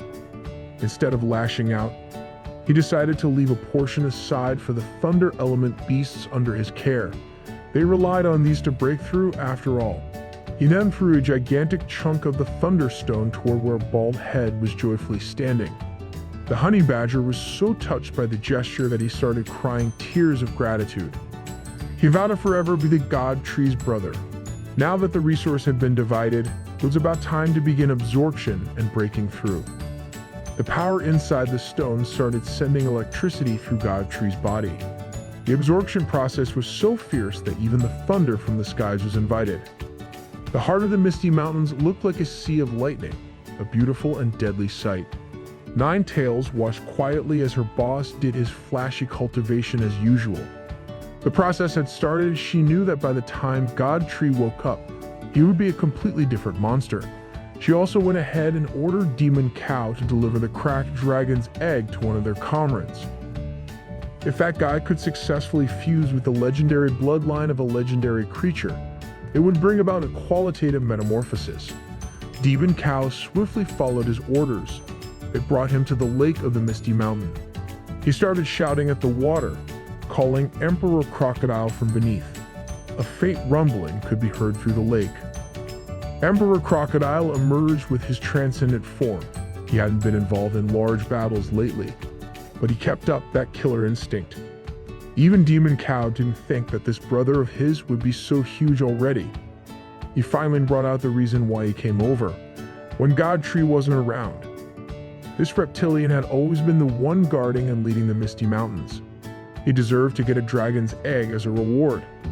He didn't expect that God Tree would graciously award him with such a priceless treasure. Demon Cow tossed the cracked egg directly into his brother's maw. The effects of that treasure were immediate and intense. Every beast around felt the environment shift, especially the reptilian beasts. Emperor Crocodile's entire body was swallowed by a mysterious light. Demon Cow took a seat. He would guard his brother so he could break through properly and without interruption. Nine Tails watched 2 lights pierce the heavens. Tonight was a big night for their family. Now, 2 of the most important pieces of the Misty Mountains were breaking through together. Thorn and White Tiger were in charge of guarding the remaining dragon's egg properly. Lung Feng thought that God Tree's breakthrough would affect the structure of the world. As for the lesser level of happening, it was also significant in an entirely different way. Emperor Crocodile was shedding his old scales, giving him a slenderer form. His eyes were also undergoing a great deal of change. But the more evident transformation took place on his entire body. It had turned black with sharp spines of light. Demon Cow had to anchor his foot on the ground to avoid getting swept away by the aura his brother was emitting. Emperor Crocodile's pressure was traveling all around the lake and the mountains, full of newfound power and durability. he had attained the Emperor Croc form. Demon Cow couldn't help but feel hyped by his brother's new form and strength. Emperor Crocodile had done it. He succeeded in breaking through to the next level with the help of a dragon's egg. But he wasn't done yet. He could evolve once more. That egg really was legendary. The accents of light through his body had started shifting and transforming into what looked like magma. It was as if he was a living volcano underneath all those indestructible scales. Demon Cow had been happily celebrating earlier, but now he was starting to get worried for his own safety. Emperor Crocodile had unlocked the ability to transform into the legendary Dragon of Rock. He felt as though he was exploding with power on the inside, compelling him to take it out immediately. That feeling resulted in a breath of pure spiritual energy launching away from the mountains and into the unknown. Bro became a Digimon. This attack would easily vaporize enemies if hit directly, but the Emperor just needed to let it out. Both he and Demon Cow watched in incredulity as the beam of spiritual power traveled an outstanding distance. Ninetales stayed chill while observing, though. She was just pleased that one of her brothers had succeeded in getting stronger, even if that breakthrough came at the cost of a wrecked forest in their territory. After letting that nuclear attack out from his body, Emperor Croc started reverting to his normal form. His transformation into the legendary Dragon of Rock consumed way too much stamina and wouldn't last long in combat. It was also about time for Demon Cow to go. He had done his job and aided his brother's breakthrough. Suddenly, Ninetales felt a familiar aura nearby. The aura was coming from inside the Misty Mountains, at the newly constructed altar for trading with humans. A sable transcended soldier stood before the Maelstrom and the Divine Flower. It was the golden-masked soldier from the docks. He tossed his sacrifice and was promptly cured of the death spell of the poison in the blink of an eye. Divine Flower still maintained her neutral and nonchalant expression when answering questions from humans. Humanity could not cure the poison regardless of what they tried, but these beasts managed to cure it so easily. He started walking away in deep thought after such a shocking experience. Snow Leopard asked Divine Flower why they didn't give that soldier a contract. The answer was that he didn't thirst for more. That guy's resolution against greed is beyond imagination. He will definitely not submit to the will of the God Tree easily. Gold Mask has walked back down the altar. He has another mission lined up, so he'll leave the next one up alone. And look who it is. It's none other than the Flame Empress, also known as Xiao Ling, also known as Xiao Qing. Unlike the deadpan greeting Divine Flower gives to normal humans, she gave Xiao Qing a welcoming smile paired with pleasant words. Xiao Qing is finally home in her physical form, and she's being escorted by her underlings. Ninetales and the Tempest Wolves immediately rush towards the scene to welcome their friend. A long time has passed, but in their minds, they're still the same group of friends under the God Tree since day one. She's just glad that she can finally meet her family openly without having to hide for once. Xiao Qing had also brought a huge number of commodities over under the disguise of trading materials. Her superhuman butler will take inventory of everything for later. As for the mysterious figure draped in a black cloak, they are to stick closely to the Empress. Xiao Qing did not waste any time and went to see the God Tree immediately, but he's currently in deep meditation. Their master has been in this state for a whole month now. It was like his consciousness had completely sunk deep within his own world. This is the Snake Girl's first time seeing Xiao Qing. The little panda explains that the Empress is basically the biological daughter of the God Tree, one of the most trusted members of the family. Xiao Qing understands that the big boss has entered a deep state of cultivation. To help with this pivotal moment, she brought out the essence of thunder, a great treasure formed by the assembly of thunder element treasures. She promptly and slowly launched the priceless resource towards her master. Judging from the intensity of pure power surrounding Yuziyu, the addition of this treasure would bring about a significant boost. The essence of thunder is seamlessly integrated and fused with God Tree's body without a problem. Xiao Qing looked around and saw some familiar and unfamiliar faces around. There was a snake girl and a little panda. Lung Feng was also there, posted up on a tree trying to look cool. This guy has gotten more and more antisocial. All he does is hang out with his rats. Sometimes they assassinate targets and do espionage. Shi Yaoqing just wanted to let Lung Feng know that she brought his sister to her party. She's just waiting for Lung Feng in the bamboo forest. Hearing those words lit a spark in the gloomy guy's heart. He immediately darted around, turning into his shadow form for maximum speed and heading towards his dear sister. It's also about time for Shi Yaoqing to go. Many people are paying attention to her trip here, so she can't risk any suspicions. She also has another matter to settle. After saying her farewell, God Tree started shifting faintly and a single piece of leaf was plucked and gently delivered in front of the Empress. In this little orb, God Tree sent a message that if Shi Yaoqing encounters danger, this willow leaf will protect her life once. She felt genuine gratitude for her master who went out of his way to give her a gift while undergoing a crucial breakthrough. On the other side of the world, in the Luo Federation to be specific, things are not looking good for Baldy Benson. He was being accused of betraying the human race just like God Tree planned. Every one of his colleagues, no matter how close they were before, was blinded with rage and envy. Benson the Tyrant broke through an unbreakable limit. The only logical explanation was that this had something to do with the Misty Mountains. If he just went there to cure the poison, and why in the hell didn't the people from the Federation get stronger while Benson did? Baldy was finally left with no choice but to reveal that he traded a fortune for more drops of the essence of life. The luster and vitality of those vials cannot be understated. It silenced a whole angry mob. Benson had had enough of this. If these hypocrites wanted the power, then they should just take it. He won't resist. They can just take the 2 vials for free as long as they don't bother him anymore. As the 2 drops of essence of life flew, the experts of the Luo Federation felt their minds reeling the possibilities.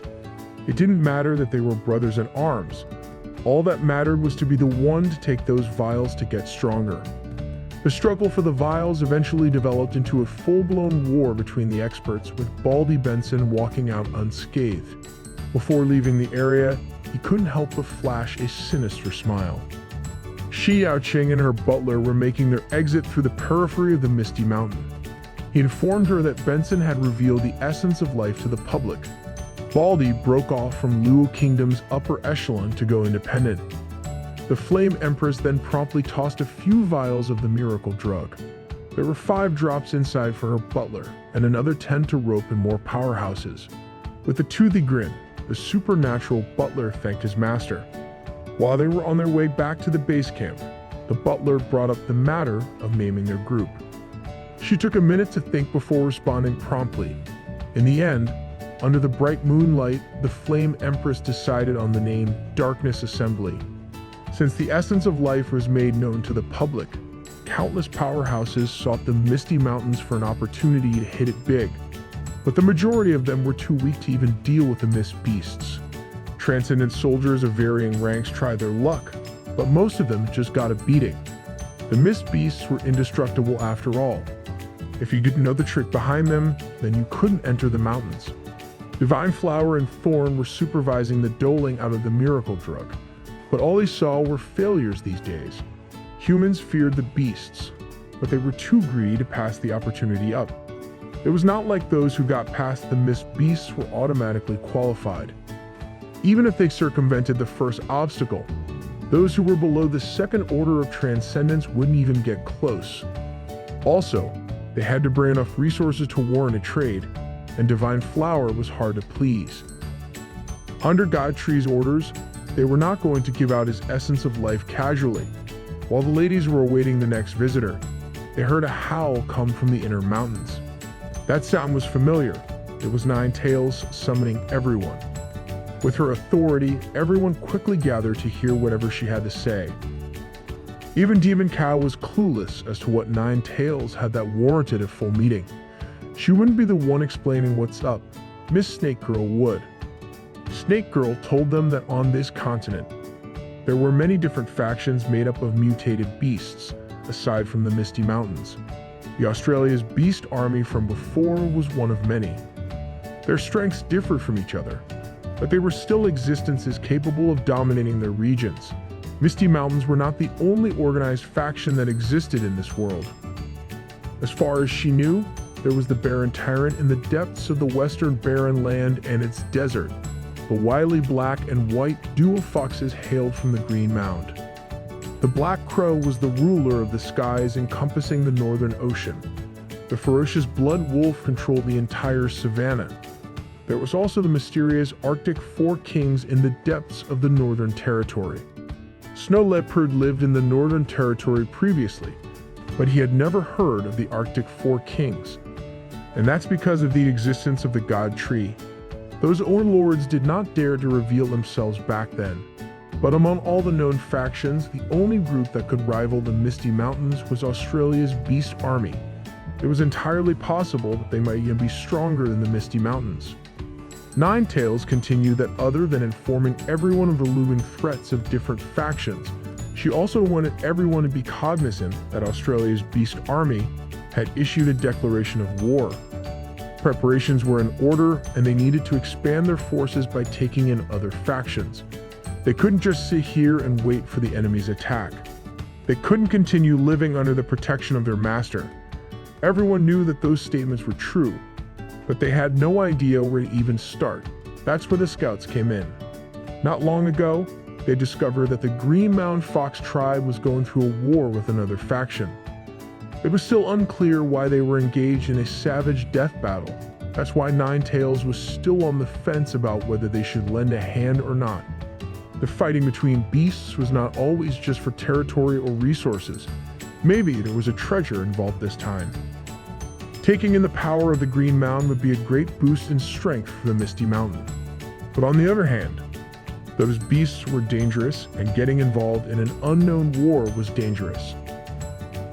If it was a war they were talking about, then the first one that would come forward as a volunteer would be Sparky.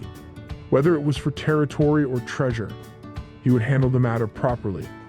He knew more than anyone that they couldn't keep living under God Tree's umbrella of protection.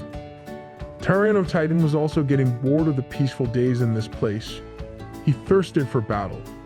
Even more so, he longed for fresh blood and to tear the enemy's bodies into tiny pieces. This guy might have been a serial killer in his previous life. If Sparky was going to lead, then Thorn would like to come too. She thought that the ant was too rash, so he needed her. Mantis felt a pang of jealousy, also volunteering as Sparky's actual partner. While they were taking in names, then White Tiger decided to throw his hat in the ring too. Before approving anything, Ninetales asked them if they knew the consequences of this mission. Everyone gave a resounding answer. They knew what was at stake here. Ninetales was pleased by their resolute gazes, but before sending the volunteers off, they had to promise something. A promise that all of them would come back alive. And so, the newly formed party set off into the night, heading for the Green Mound. Demon Cow was deathly worried about their brothers and sisters, but this day was inevitable. With Thorn in the group, there should be nothing to worry about. But just as a precaution, Ninetales wanted to send a certain them out. Demon Cow obliged. He knew that even if this big sister of his seemed calm on the outside, she was also worried sick. Green Mound might be a small mountain nest, but anything was possible on a battlefield. But not everyone was given permission to go on the crucial mission. White Tiger was left out because he couldn't differentiate between friend and foe. A decision that bummed the kitty out.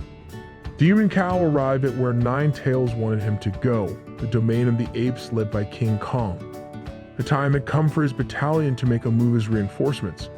King Kong remained as stoic and unreadable as ever. Far from the Misty Mountains, far from the Federation itself, we turn our attention to the oceans. In the depths of those boundless waters, a special gathering was happening unbeknownst to the land forces. Multiple sea beasts capable of intellectual thought and immeasurable destruction were assembled. The meeting was being led by the gargantuan whale that carried an island on its back. The beast was about to fall into deep sleep, and he just had one wish to see when he opened his eyes again. He hoped to see the glory of the sea tribes spread out to every corner of the ocean and even every inch of land on the continent. His subordinates' mission was to do everything they could to take over the world regardless of any sacrifices. They were joining in on the fun and declaring war against everybody. They were prepared to go all in with the belief that the entire world would belong to the ocean. Now they have to fight against Finding Nemo. In a remote site outside of the Federation, an inconspicuous building hid a secret. Inside were Xiao Qing's supernatural butler and another mutated human, conducting an experiment on someone. The subject looked like a normal human. This was their first time modifying a powerhouse at the second order of transcendence. The subject was roped in with the promise of the essence of life. Now, he was going through genetic modification to gain even more power. The cells they were using were from high-grade genes. They couldn't fail at this juncture. But it was starting to look increasingly worrisome. The subject seemed to be experiencing too much pain. The values were abnormal. The cell fusion was overloading. If this went on, the subject might die. His face twisted as his screams of pain started sounding like the roar of a wild beast. The facility couldn't handle it anymore. A small explosion pushed the experiment to a grinding halt. The subject jumped out of the building with no problems whatsoever. The butler and the cat girl watched in panic as their biggest operation had seemingly gone out of control. Their super soldier had just compromised the secret facility and was now out in the world. His hair had turned into a crimson-red color with what looked like canine ears. He felt how light his body was. His strength had improved across the board as well. Even his sensitivity had become more acute. While checking on his gains, the subject saw what looked like a meteor heading straight for him. With some newfound upgrades, it wasn't that hard to dodge a beam with breakneck speed. He sensed that there was someone concealed somewhere in the woods, an enemy, but he couldn't pinpoint the location yet. If you can't see something, just cut down everything along your sightlines to clear things up. Xiao Qing stood on the other side and did the same thing with a brand new scorching sword. It was a battle of force for a minute, but the Flame Empress looked unbothered. She just scoffed at the display of force. The subject was quite irritable and aggressive. He wanted to go toe-to-toe with Xiao Qing. As he charged with his primitive and purely instinctual fighting style, the Empress just stood still. Then, multiple clashes occurred in succession. It was like they were covering the entire forest with destruction.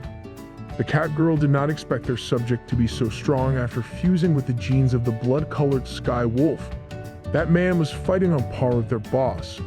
But saying on par might be a tad bit generous in this case. The man was putting up a decent fight, but Xiao Qing had not even broken a single bead of sweat. The butler and the cat girl immediately paid their respects to the chairwoman of the Darkness Assembly. Hearing them address his opponent as chairwoman, Wolf Boy started connecting the dots in his head. Xiao Qing praised him for his strength, a strength worthy to follow the Flame Empress from now on. She also threw the brand new blade that looked like it had just recently forged. This is a demonic sword crafted from the bones of a transcendent second-order mutated blood wolf. A fitting weapon for the man with the wolf gene. She'll throw this in as a signing bonus. Wolf Boy took the magnificent blade and promptly thanked the chairwoman, his new boss. Xiao Qing was pleased with this start. She was also doing her part in expanding forces for what was to come. The chairwoman took her butler aside for some updates. The Misty Mountains are picking one person to trade the essence of life every 3 days. The upper echelons of all countries have caught on to what's happening. They are taking precautions and preventing powerhouses from siding with the beasts. That much is to be expected, but countries won't be able to block their powerhouses from leaving. There's no need to worry about that. She also thinks that the Federation is not suitable for her organization's development anymore. Xiao Qing plans to move the Dark Assembly to a small country near the border. Within half a year, they would scale up, and the Dark Assembly would be expanded many times compared to what they have now. Her loyal genetically modified butler vowed to follow whatever direction they went to. Xiao Qing was optimistic about what was to come. Back in the Misty Mountains, the thunderous breakthrough of our boy was still raging on. Godtree has remained motionless for an extended period, and he was now entering a pivotal moment in his level up. Finally, the big boss has opened his eyes back up. The first thing he did was ask Ninetales how long he was deep in cultivation, and the answer was a whole month and a half. But it was not wasted time. He was about to break through to the fourth order of transcendence soon. He just needed to consume the Thunder Spirit herb. That little guy inside the dragon's egg should be hatching soon as well. To kill two birds with one stone, he decided to split the Thunder Spirit in half so the dragon's egg could also taste an electrifying change. Half of the spirit herb was starting to get absorbed by the egg with no resistance. God Tree did the same and felt his accumulated energy surge. He also has a new innate talent for thunder gathering. When asked if he wanted to strengthen this new technique, he went all out and upgraded it to level 4 directly. With level 4 thunder control, he can now freely manipulate the shocking violence of thunder. With this new ability, he'll be able to draw in the heavenly thunder on a larger scale, effectively increasing his cultivation efficiency.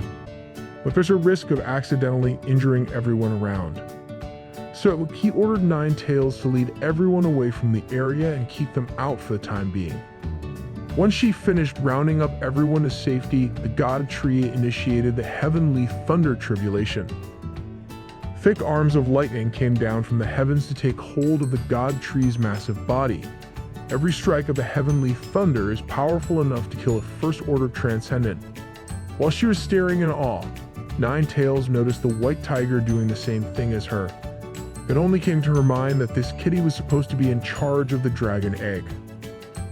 Fearing that the Heavenly Thunder would destroy the egg, she called White Tiger brainless as she prepared to jump into the sea of lightning to save the treasure. No way they went to war for an egg that's about to come out fried. The wyvern's egg was bathed in the electric energy of heavenly thunder. The heavens opened up and unleashed all that it had in a continuous stream of pure destructive energy. It was so intense that even the powerful Ninetales had to pump the brakes or she would have been fried too. Seeing how strong the tribulation was, her fear that the egg would be damaged was amplified. Thankfully, the God Tree spoke up that there was no need to come over and help, as it would be alright. Ninetales felt reluctant to leave, fearing that this might go badly, but she trusted her master. You just wanted the dragon inside that egg to borrow the power of thunder to cleanse its draconic bloodline so it could become a true dragon. Based on the egg's reaction to the downpour of energy, it looked like whatever was inside was ready to break out anytime soon. The price of higher power was truly astounding. If any normal being were grazed by the thunderous field, it would have been toast. Let's get out of the misty mountains for a second to admire the beauty of the Green Mound, the territory of the Fox duo. Right now, they are under the threat of the Tiger Tribe's fourth king named Ba Wong, a second-order transcendent beast ready for slaughter. Ba Wong laughed maniacally as he demanded the surrender of the spirit flower that the foxes are safeguarding.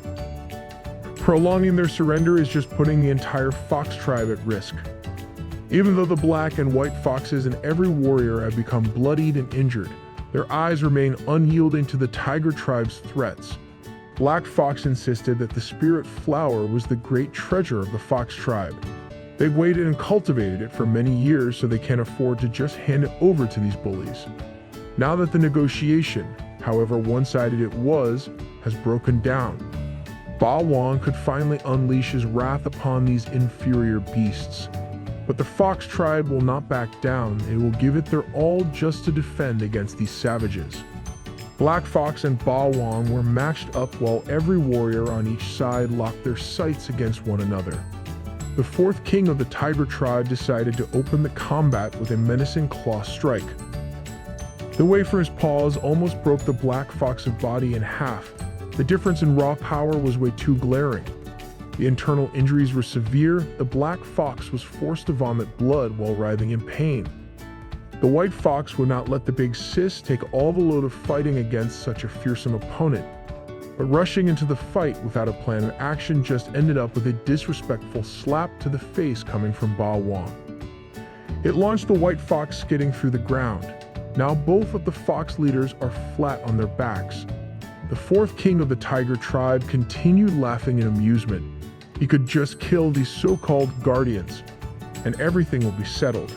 This is much more in line with his style. No matter how you look at it, the fox tribe was not putting up a fight against the tigers at all. Some of them are even retreating in defeat little by little under the aggressive push of the tigers, while gripping the black fox as if she was nothing. Ba Wang explained that such a tiny body has no chance against the powerful tigers. He firmly believes that the fight between tribes depends solely on the sharpness of claws and teeth. And today, the vast difference between their genetic makeup and size would be the main factor that decides who wins and loses. Hearing what's about to come, after the villain has finished his monologue, the white fox cried out for Ba Wang to stop. But there was no need for pleading. Reinforcements had arrived, and they were as flashy as ever. The fourth king of the tiger tribe has not felt it yet, but he can already see the blood gushing out of where his arm was supposed to be. Ba Wang's instincts kicked in. He released his chokehold on the black fox and got ready to deal with whatever or whoever it is that just arrived.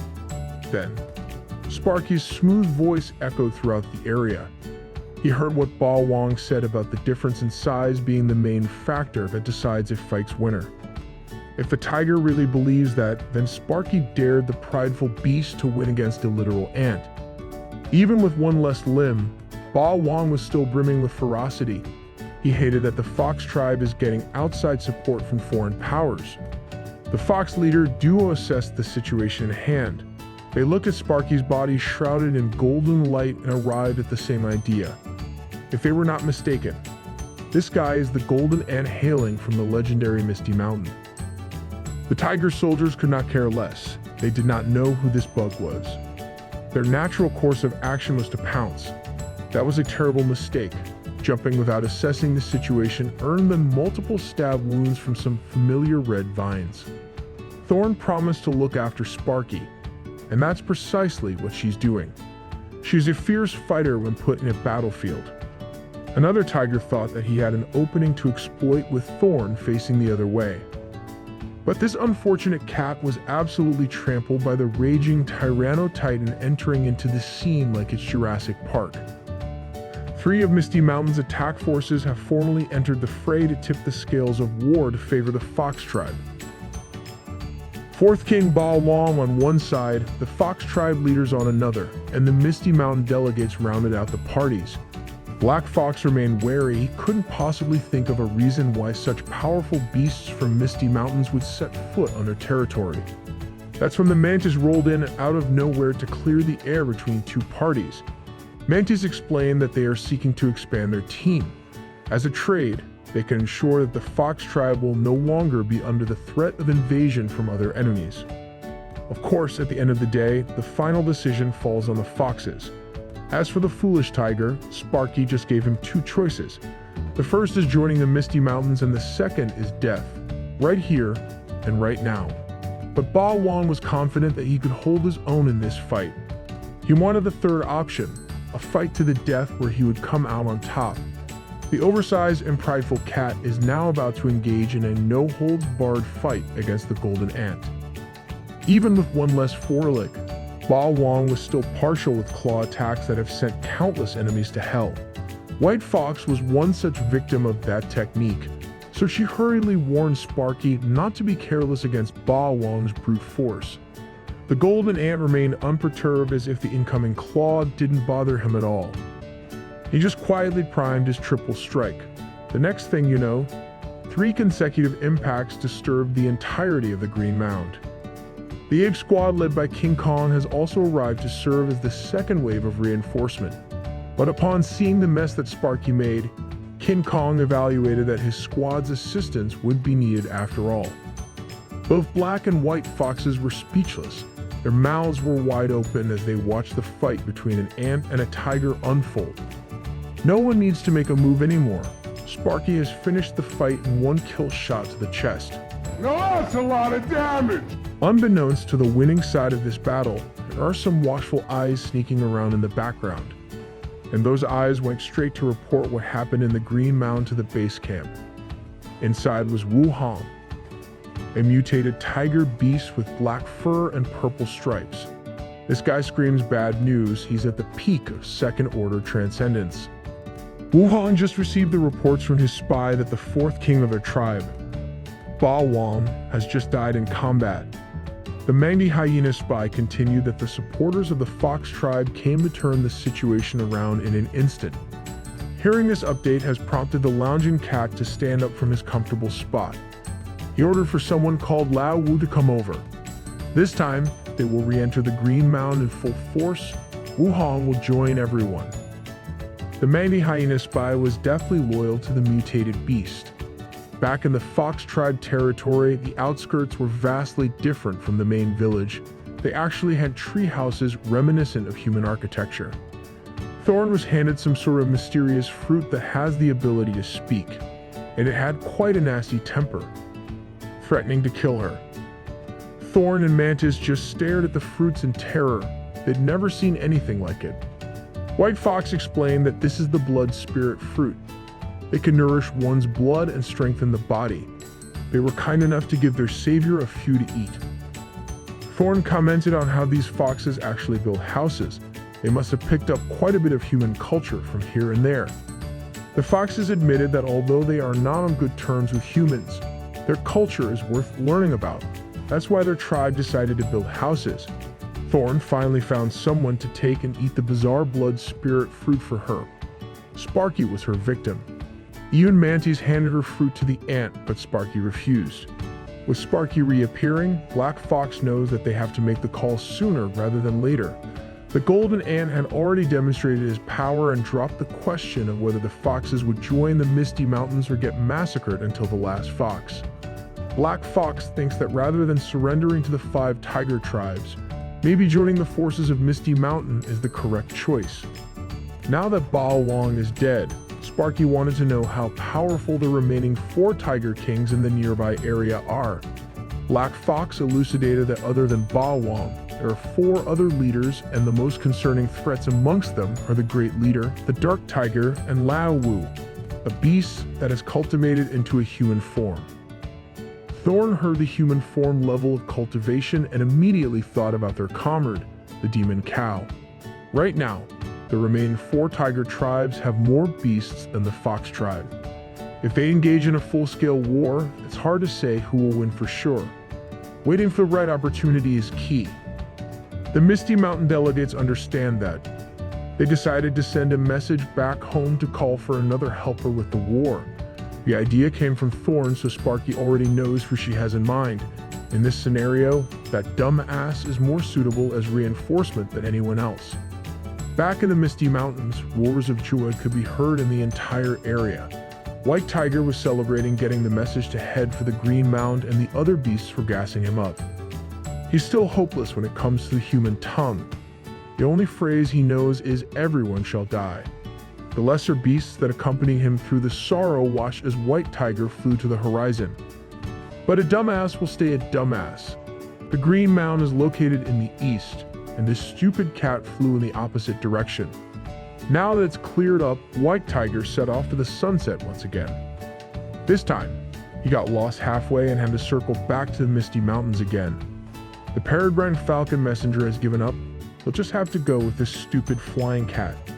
The lesser beasts were starting to get worried that White Tiger's stupidity might be a problem. Night has come to the quaint fox village in the Green Mound. The peace of the moonlit evening was interrupted by the loud and heavy steps of marching beasts. Paw prints indented the hard ground.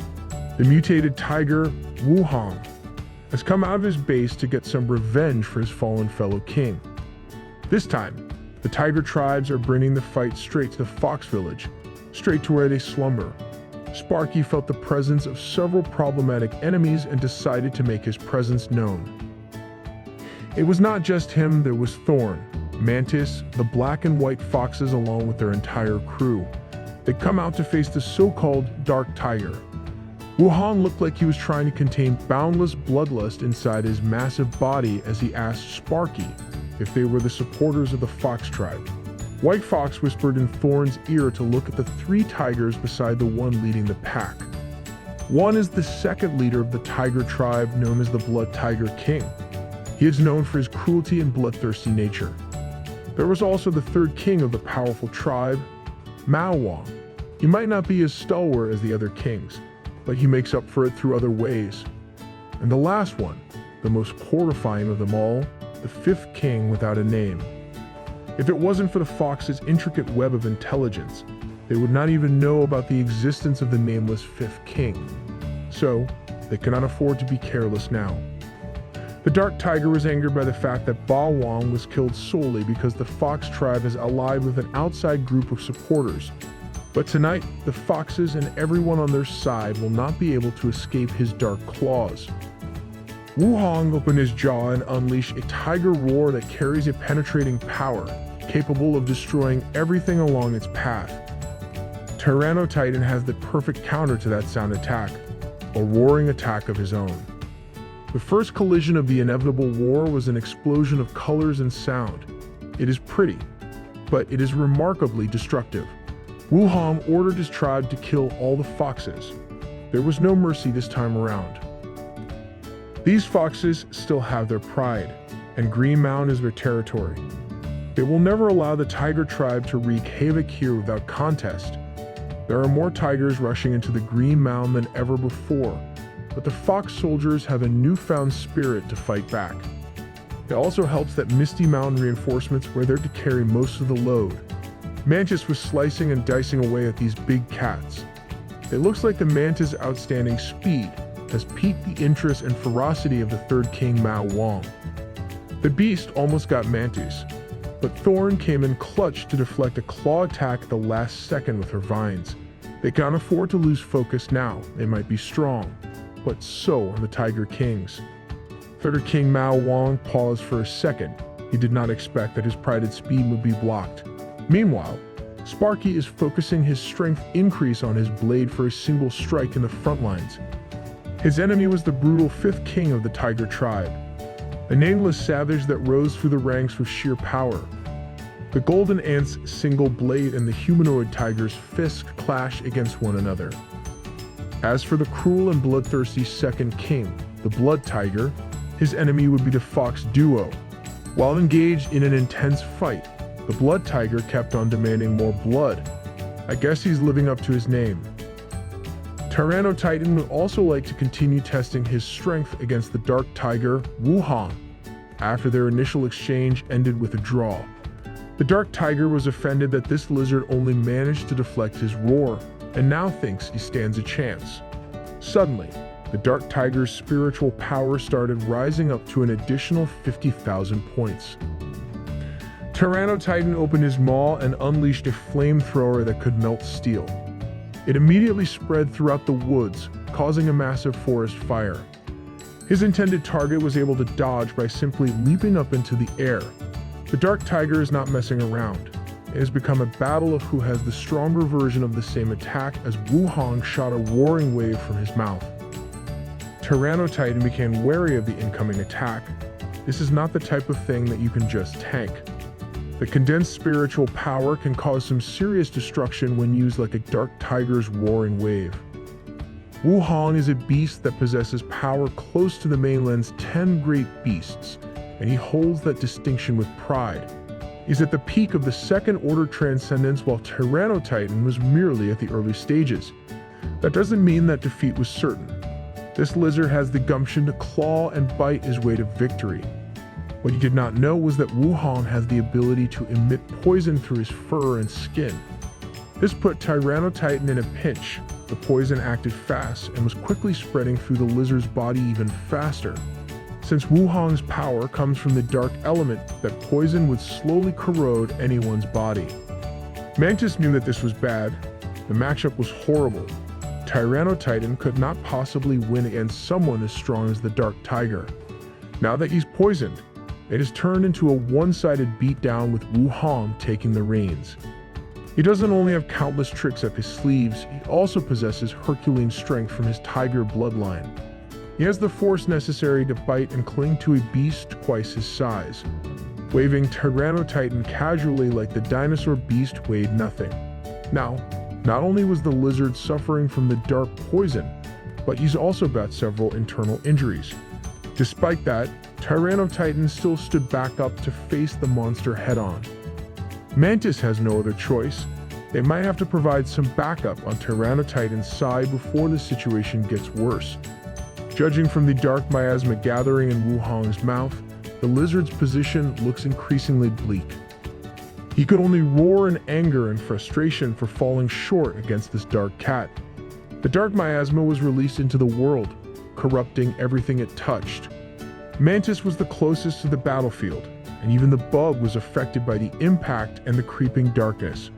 Wuhong is a fierce competitor and a ruthless king. He was expecting to see a dead lizard once the dust settled, but he saw a pair of angelic wings instead. White Tiger has arrived just in time to block the dark miasma. Sparky looked at the commotion and didn't expect to see that white cat so soon. Thorn also had the same shock on her face. It's a good thing White Tiger arrived when he did. It's the perfect matchup against Wuhong, the dark tiger, and that malevolent aura. The king of the tigers took a pause. He was not familiar with any white tiger with wings in their tribe. But he knows that this newcomer is not weak. He's at least stronger than that poisoned lizard. White Tiger was back on his tireless one-liner, "Everyone will die." He roared it with intense emotions, and this time, that phrase seemed oddly fitting to say. The battle between light and dark tigers will now commence. Buckle your seatbelts. The first exchange was a battle of pure strength. The two crashed their heads against one another. Neither of them was willing to yield. Seeing eye to eye, the two fighters saw just how serious this fight was for both of them. When it comes to combat, White Tiger is far from being stupid. He opted to use his wings as an attacking appendage. Wuhong's sharp instincts kicked in at the last minute and managed to avoid getting his head chopped off. But his body took the brunt of the attack, sending the dark tiger spinning through the air. He managed to stand back up after crashing against multiple trees to break the momentum. He felt extremely frustrated after White Tiger drew the first blood. To make matters worse for the king, the enemy was nowhere to be seen in front of him. White Tiger was relentless. He already took to the skies while charging up a long-range attack of his own. A beam of concentrated spiritual energy came down from up above. The attack effectively flattened the ground that Wuhong was standing on and then some. Fortunately, this black and white tiger fight was happening a decent distance away from the village, so no foxes were caught up in the explosion. But seeing just how devastating that attack was, the fox soldiers were in awe of White Tiger's power. When the dust settled, the entire ground was vaporized, leaving a massive sinkhole in the middle of the forest. White Tiger always goes hard when it comes to fighting, and he finally has the opportunity to demonstrate what he can do. From that massive and deep sinkhole, a concentrated force of darkness shot up into the skies. Wuhong was severely injured, but he felt more anger for White Tiger than pain for his wounds at this point. He finally took his ace in the hole, a special ability called Shadow Tiger. His own shadow can act as a double with 70% of the main body's power. One Wuhong was already bad enough. Now White Tiger has to deal with two perfectly coordinated beasts. He just responded with his usual phrase, "Everyone will die." The Dark Tiger took that phrase as a declaration of weakness on White Tiger's behalf. On the other side of the battlefield, the intensity was also reaching an all-time high. The nameless fifth king of the tiger tribe was getting beaten at his own game. No tricks, no deception, just a contest of raw strength. He could not take it, he could not accept that a mere ant was beating him up at every step of the way. Sparky's blade was stained by the tiger's blood. He admits that the nameless king is strong. It's just too bad that he's a lot stronger. To put an end to this farce, he decided to invoke strength increase again, but he's going for a triple strike this time around. The golden ant basically drew a tic-tac-toe board across the nameless king's body, ending the fight in an overwhelming win. Congratulations, you played yourself. The black and white fox has seen better days. They look like they just fought from hell and back. You can't blame them though, they managed to defeat the blood tiger no matter how tough the cool second king was as an opponent. Thorn, on the other hand, looked like she did not even break a sweat in capturing the tiny third tiger king.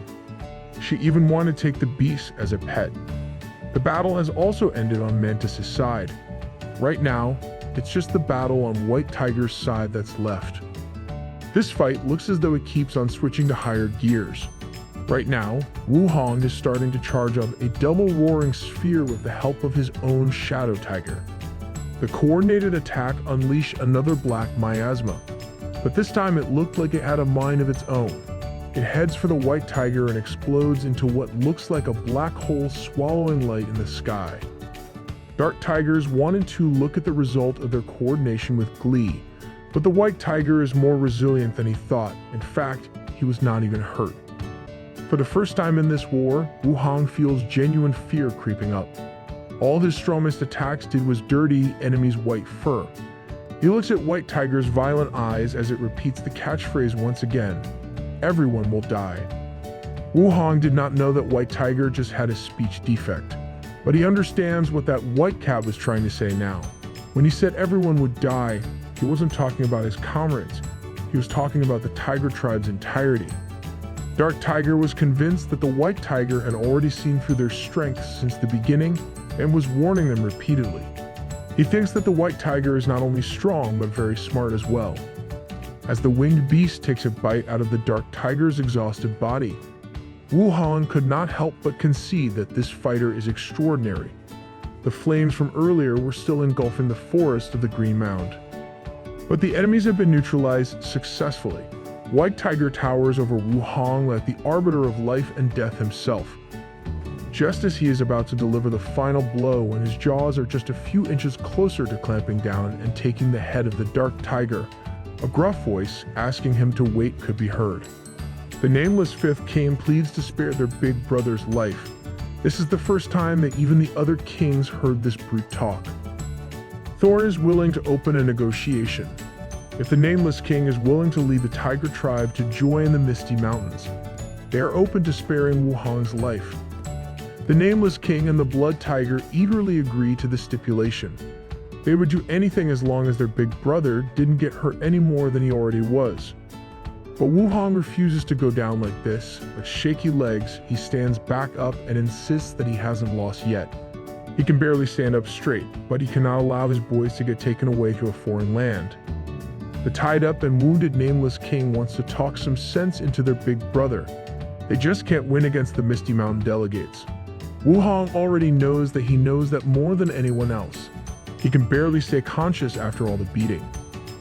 Looking at the eyes of that White Tiger, he sees a hungry beast that would not hesitate to land the killing blow. 2 days later, the negotiation is a success, and White Tiger is now leading the remains of the Tiger tribe with the Fox tribe's treasure clutched in his mouth. He will be leaving ahead of the rest of the team while Thorn, Mantis, and Sparky stay at the village for a little longer. The White Fox doesn't think that giving away their treasure so easily is the right call, but the wiser Black Fox knows that they could not protect that precious resource anyway. They might as well use it as a token to join the Misty Mountains where they can obtain an endless supply of the miraculous essence of life. This expedition was a success. They subdued 3 kings and a whole tribe. White Tiger is beaming with joy now that he's not the only overrun cat in the Misty Mountain from now on. As for Wu Hong, he was forced out of the tribe, refusing to bend his knee to the God Tree. Thorn was the one who broke the news to him back on the battlefield, and he felt rage building up. White Tiger relays that he will wait in the Misty Mountain for 3 months. If Wu Hong could defeat him, the tribe would go back to its original king. But if Wu Hong loses, he must join the gang. With a newfound resolve to become stronger, the Dark Tiger went on his own way to strengthen himself. In the upcoming days, the delegates were engaged in battles to become stronger. God Tree is continuing his breakthrough efforts, and the Misty Mountain entered a brief moment of peace and tranquility. Since that's the case, let's turn our attention to one of the most flourishing and important cities in the Federation, Magic City. A high-end car was traversing the road near the coastal area of the city. Inside was Lin Ziyi, the First Order Transcendent Talent, one of the 10 Great Heavens Pride of the Federation. It seems like the water was behaving rather oddly today. Lin Ziyi felt that something unusual was happening.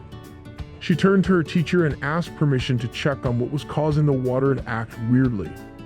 She started focusing on her inner thoughts, and Lin Zi's physical body seemed to blur. Her teacher has never seen this genius pupil in such a hurry before. Lin Zi's body finally manifested in the skies to get a good view of the water. She slowly opened her eyes, and nothing could have prepared her for what she was about to witness. A gargantuan sea beast was slowly inching closer to Magic City. She was frozen in fear at the sight of such overwhelming power. That one sea beast was just the tip of the iceberg. There must have been dozens or even hundreds of gigantic monsters rising up from the depths. This is an unprecedented large-scale attack. The beast at the forefront started the charge by launching one of its spikes towards the direction of the city. It propelled itself like a man-made rocket, and when it hit the shore, it exploded like a rocket too. This destructive power has never been seen before. Humans are woefully unprepared for what's to come.